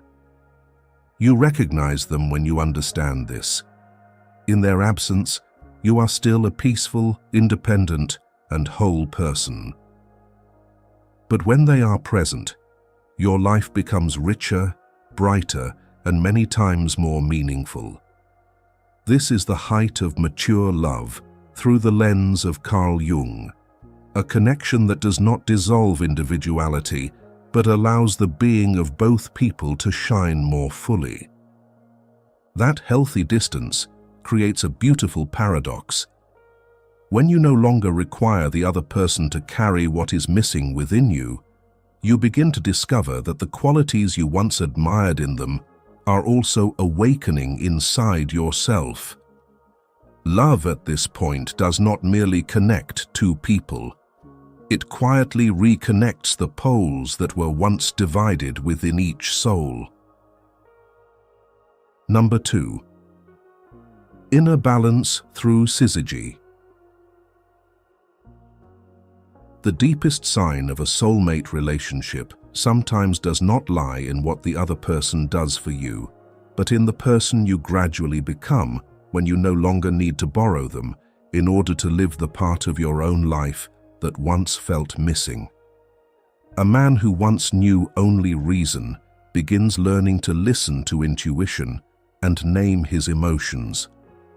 A woman who once surrendered decision-making to others gradually becomes clearer, more decisive, and more grounded in her own choices. The strange thing is that as love matures, the need to see the other person as the missing half begins to weaken. Two people do not fit together to create one complete human being. They awaken psychological parts that had long been asleep, so that each person can stand more fully on their own feet. In the classical Jungian system, Syzygy refers to the pair of anima and animus, two opposing psychological images located deep within unconscious life. Jung described anima as the feminine aspect within the male psyche and animus as the masculine aspect within the female psyche. Read at a symbolic level. What matters is not rigidly defining how men must be or how women must be, but recognizing a broader principle. Human beings often overdevelop one side of psychological life while neglecting its opposite. Someone who trusts only reason can easily lose the capacity to feel. Someone who follows emotion alone can lack the strength of direction. Wholeness requires these two shores to begin seeing one another. Love often becomes the first bridge between those shores. A man may be captivated by the gentleness, intuition, and subtle sensitivity of the woman beside him. At first, he imagines those qualities belong entirely to her. It seems as though only in her presence can his emotional life awaken. A woman may be drawn to the decisiveness and capacity for action of the man she loves, gradually believing that only he can make her feel secure when facing major decisions. But if the relationship truly matures, the other person will not forever remain the keeper of those qualities on your behalf. Over time, you begin learning how to bring them back within yourself. This is the important turning point of Syzygy. The man begins to recognize that the gentleness he admires is not a treasure that exists only outside him. He can learn to listen instead of immediately trying to fix, acknowledge sadness instead of converting it into anger, and sense intuition instead of living only through spreadsheets and plans. The woman can likewise discover that the decisiveness she once admired in the other person is not his exclusive privilege. She begins saying no more clearly, making difficult choices, and taking responsibility for her own direction. Love then does something deeper than providing a feeling of completeness. It returns to each person an ability that had been mistakenly placed in the hands of the other. Jung once wrote that the ego preserves its wholeness only when it does not identify with one side of an opposition and maintains awareness of both. This is the essential spirit of Syzygy. Psychological maturity does not require us to destroy strength in order to become gentle, nor does it ask us to abandon feeling in order to become rational. Balance is like a rower who needs both oars. If only one side is used continuously, the boat does not move forward, but merely circles around itself. When the opposing element is brought back into conscious life, a person begins to escape the one-sided way of functioning that once made them dependent on others. Michael was an architect known for his ability to handle crises with cold rationality.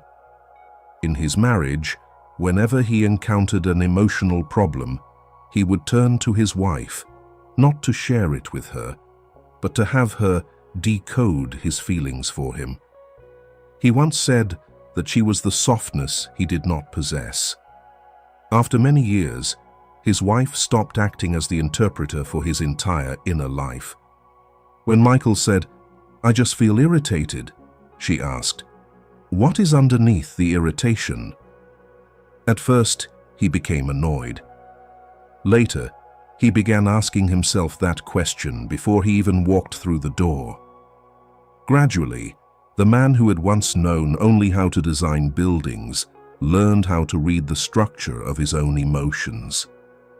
At this point, the meaning of soulmate also changes. The right person is not someone who permanently performs the psychological function in which you are weakest. If you constantly need them to reassure you in order to feel safe, decide for you so you will not feel uncertain or feel on your behalf, so you will not have to enter your own inner world, the relationship can easily become a distorted division of psychological labor. One person becomes the heart, the other the head. One remains permanently fragile, the other permanently burdened with carrying everything.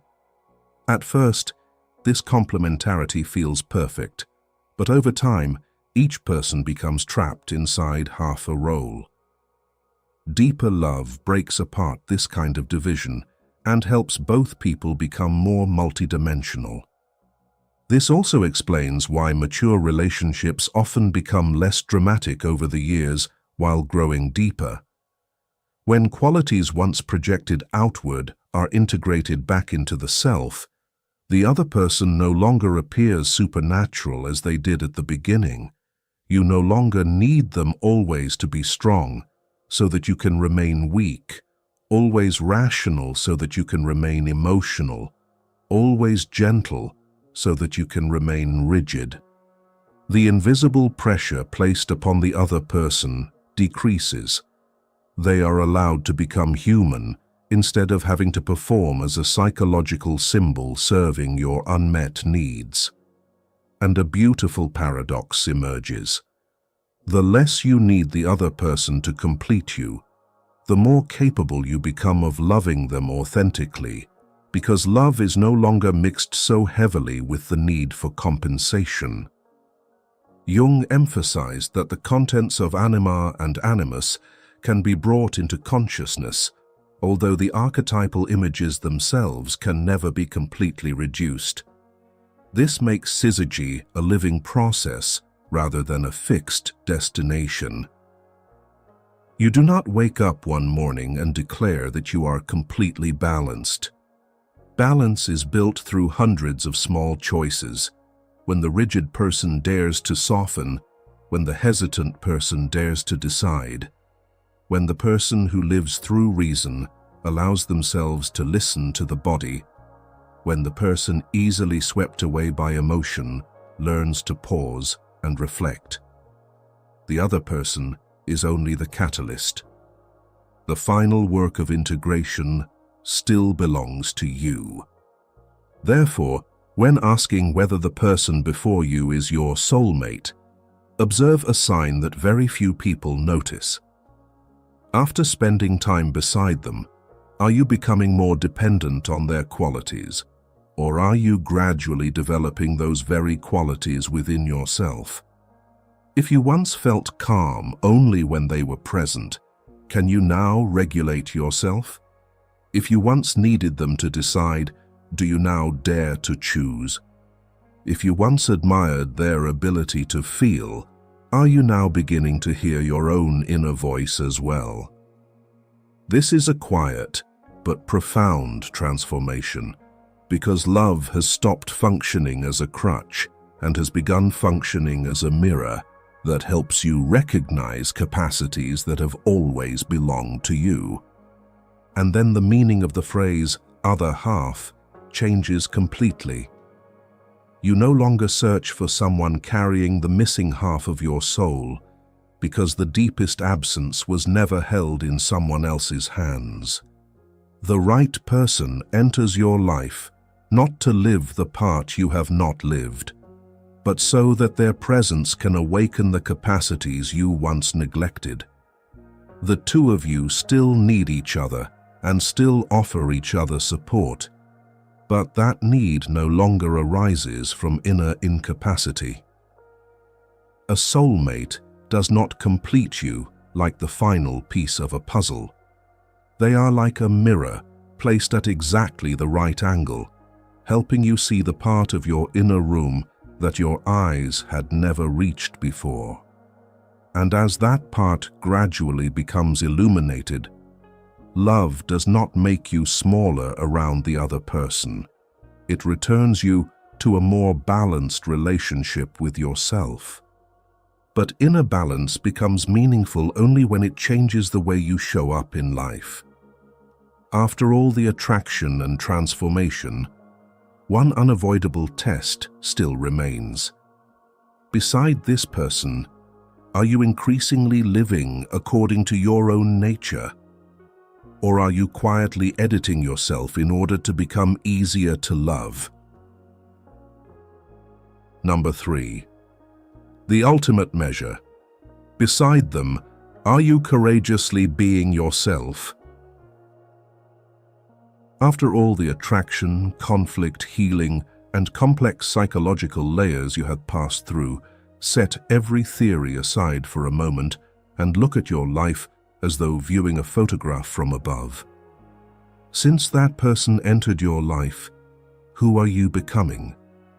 Are you speaking more honestly or remaining silent more often?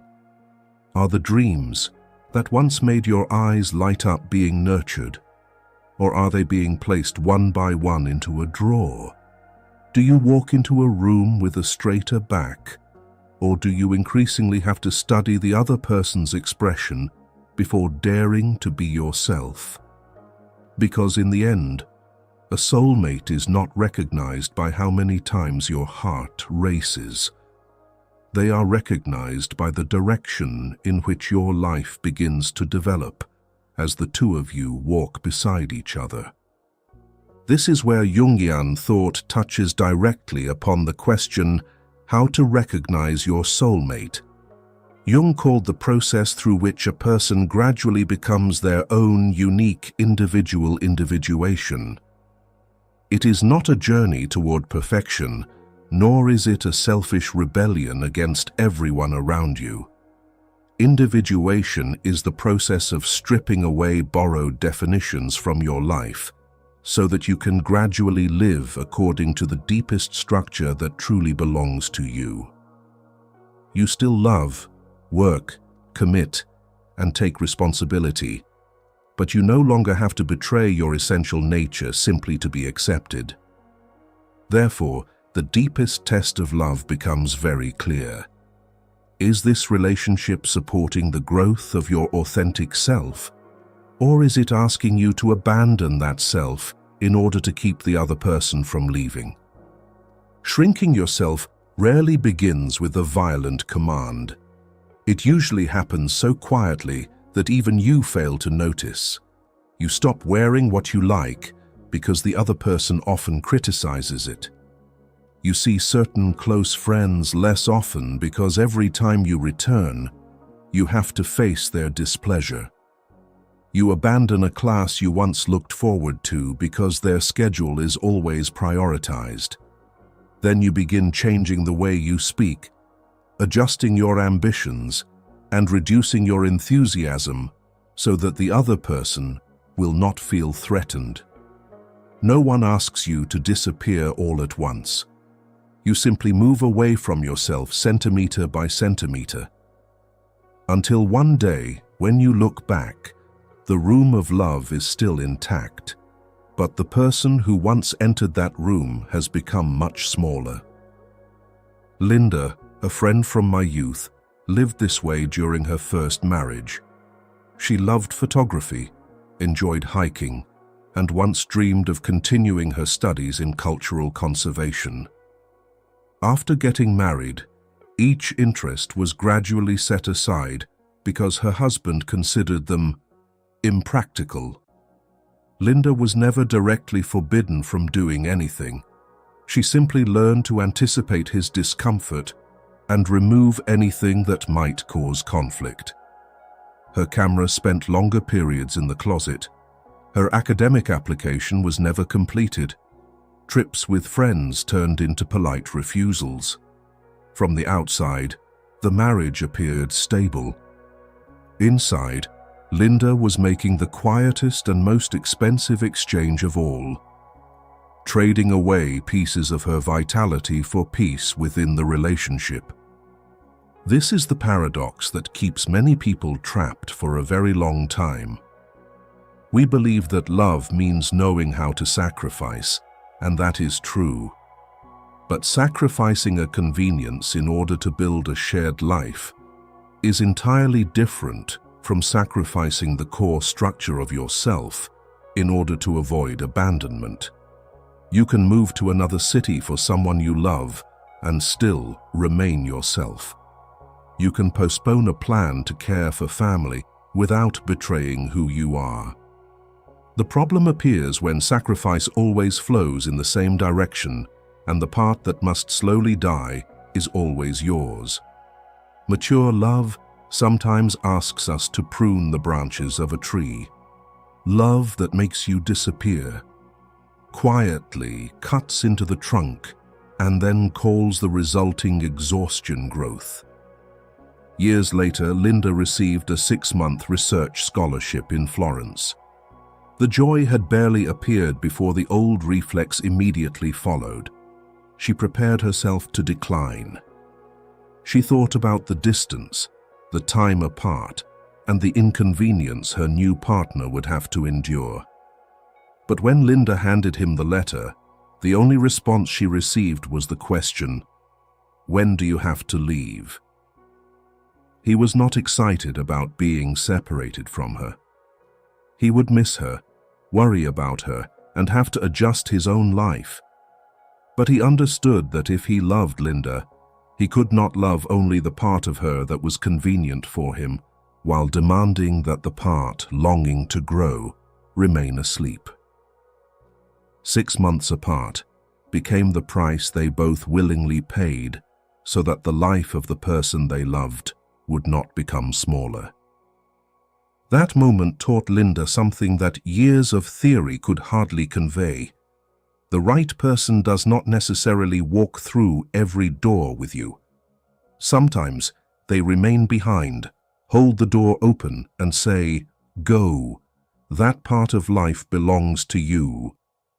This image comes very close to the spirit of individuation. A soulmate is not someone who owns your path, but someone stable enough not to experience your growth as a threat to love. They do not need you to be weaker so they can feel strong, smaller so they can feel important, or more dependent so they can feel needed. Your growth does not diminish the value of love. It makes the person being loved more alive. Jung once wrote, "The privilege of a lifetime is to become who you truly are." If becoming yourself is one of the greatest privileges of human life, then profound love cannot continually force us to betray that privilege. This does not mean that the right person will approve of every choice you make. They may challenge you, warn you, or even see mistakes you have not yet recognized. But the difference lies in their purpose. They do not mold you into a version that is more convenient for their needs. Like a gardener who understands that a rose does not need to be taught how to become a lily, mature love creates the conditions in which your distinct nature can develop, rather than forcing it into a shape that is easier to control. Therefore, observe what happens to your voice within the relationship. Before an important decision, can you say, "I want," without immediately feeling guilty? Are you allowed to change your mind as you understand yourself more deeply? When you succeed, can you fully enjoy it, Or must you dim your light so the other person will not feel insecure? When you discover new interests, do you feel your life expanding? Or do you feel as though you need permission to become a new version of yourself? These questions are less romantic than roses and vows, but they measure the quality of love far more precisely. Because the right person does not only love who you are now, they are mature enough to make room for the person you have not yet had the chance to become.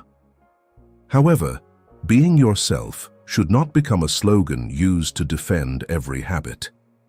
Individuation does not mean, "This is who I am, accept it." Becoming yourself in the Jungian sense demands far greater responsibility. Distinguishing between your deeper nature and immature reflexes, between an inner calling and selfishness disguised as authenticity. A soulmate, therefore, is not someone who applauds every behavior. Sometimes, they are the person who loves you enough to say something difficult, but those words help you grow rather than make you shrink. They challenge your behavior without crushing your identity. After the conversation, you have more depth with which to become yourself rather than more fear that you must transform into the person they want. Imagine two people climbing opposite slopes of the same mountain range. Immature love often wants to pull the other person away from their own path so that both can step into the exact same footprints. Mature love understands that there are stretches of the journey each person must walk alone. You cannot live their dreams for them, heal their history for them, or complete their psychological journey on their behalf. What you can do is refuse to turn love into a rope that ties them to the foot of the mountain. A soulmate does not carry you on their back to the summit. They remind you that those legs have always belonged to you. Then remain courageous enough to keep loving even when the journey changes both of you. And this is the final test. Do not ask first, "How much does this person love me?" Look at yourself and ask instead, "Beside this person, am I straining to become the version they want, or am I courageously living according to the original design of my own soul?" Let the answer come from real life, not promises. Look at your voice, dreams, self-respect, creativity, and choices after you have loved them for long enough.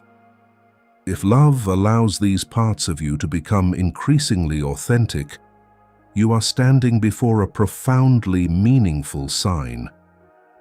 Because a soulmate is not someone who finishes your story for you. They are someone who loves you deeply enough to allow the story bearing your name to continue being written in your own handwriting. Before reaching the final moments, take a few seconds to look directly at your relationship and choose between two words: expand or shrink.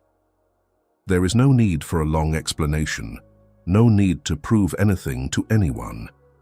Simply let one of those two words appear in the comments as an answer to yourself. Is this love expanding my life or making me smaller?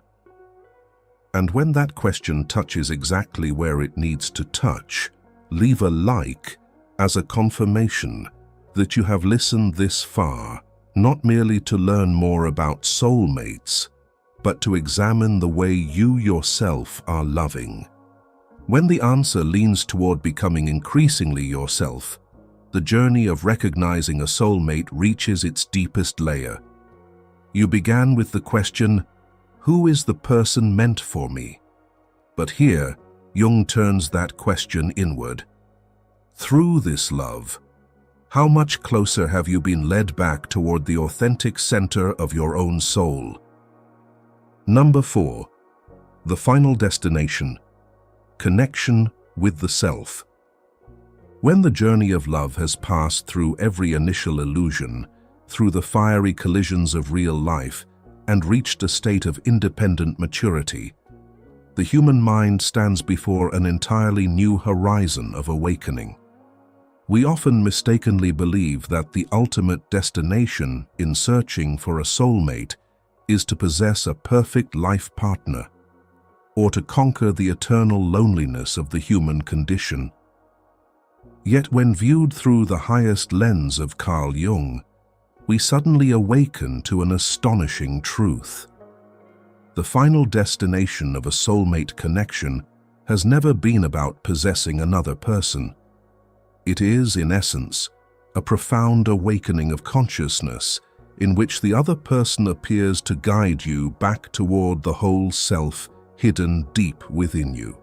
Within Carl Jung's model of the psyche, the self represents the center of wholeness, a sacred anchor containing the full potential, peace, and most authentic identity of the human being.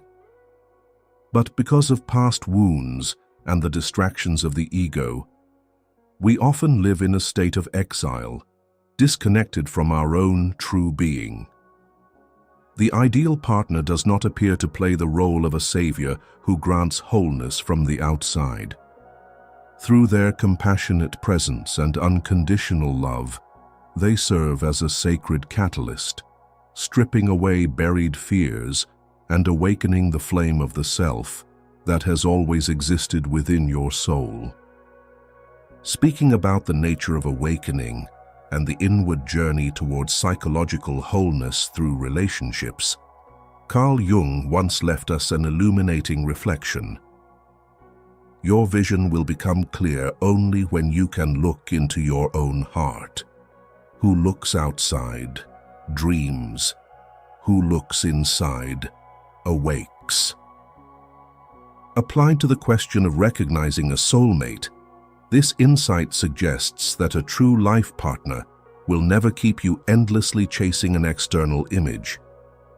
They turn your gaze inward, allowing you to awaken to the original beauty of your own soul.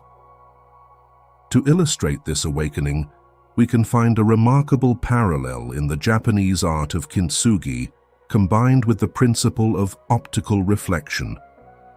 A kintsugi artisan does not discard a broken ceramic bowl, but uses lacquer mixed with pure gold powder to join the shattered pieces, transforming the cracks into the most radiant lines of the artwork. An ideal partner functions like those golden kintsugi seams. They do not give you a new soul, but their presence reflects light onto the fractures of your past, helping you see the singular value within yourself. They are like a perfectly positioned optical mirror, creating no light of its own, but reflecting the full brilliance of the self that has always burned within you. This transformation creates an extraordinarily profound psychological shift in the way human beings experience love. Before reaching this kind of connection, we love in a state of anxious uncertainty, afraid of being abandoned, afraid that the other person will change their heart, afraid of losing the person into whom we have poured so much devotion. But when the relationship helps you touch the self, the urge to control and the fear of loss begin to dissolve. You no longer look at the other person as a gift that must be tightly held in your hands, but as a sacred companion. You understand that no matter how violently the storms of ordinary life may push and pull, the peace and wholeness you once discovered through them have already taken permanent root within your own consciousness.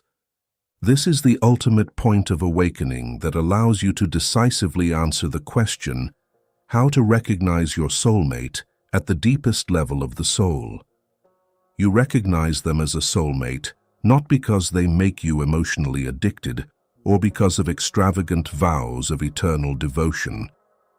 You recognize them when, in their presence, a silent and immense feeling of coming home fills your entire mind. All the panic, comparison, and restless searching that once consumed, you finally grow quiet.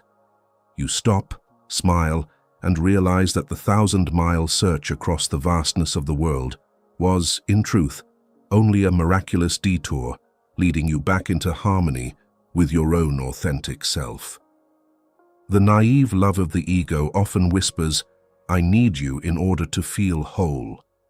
But soulmate love that reaches the self through Jungian wisdom speaks more softly. "Through your presence, I awaken to the wholeness that was already within me."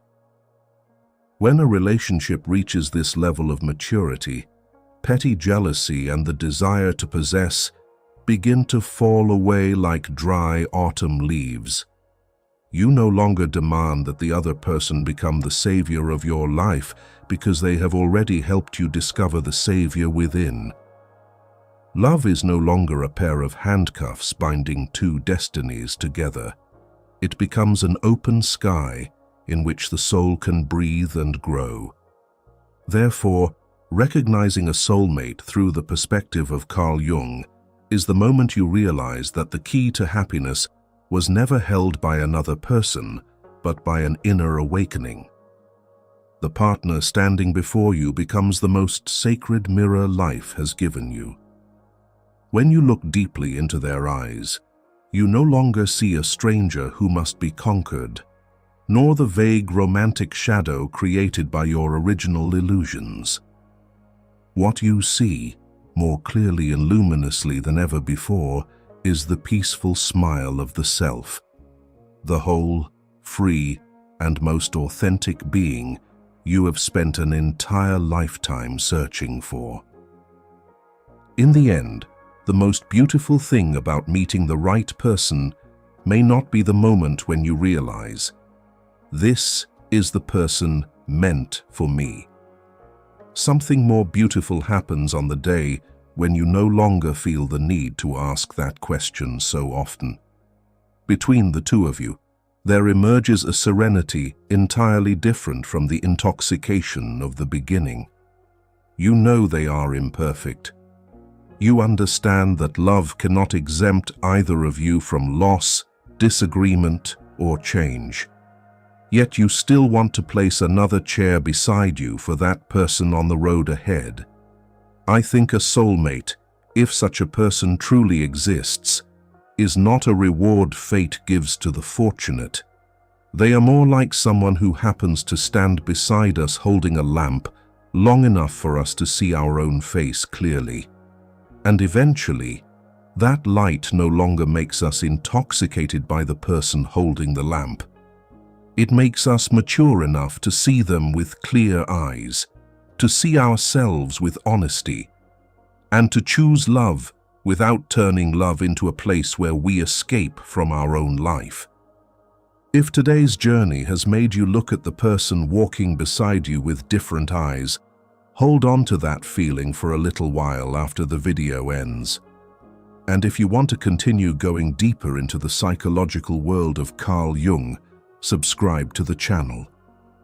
Think of the subscribe button as reserving a chair for our next conversation, where each video does not try to hand you an answer about how you should live, but instead joins you in shining more light into parts of the mind that may seem familiar, but that we may not yet truly understand. Because sometimes the most meaningful journey does not begin when we find the right person, but when we become deep enough to recognize a love that is worth keeping,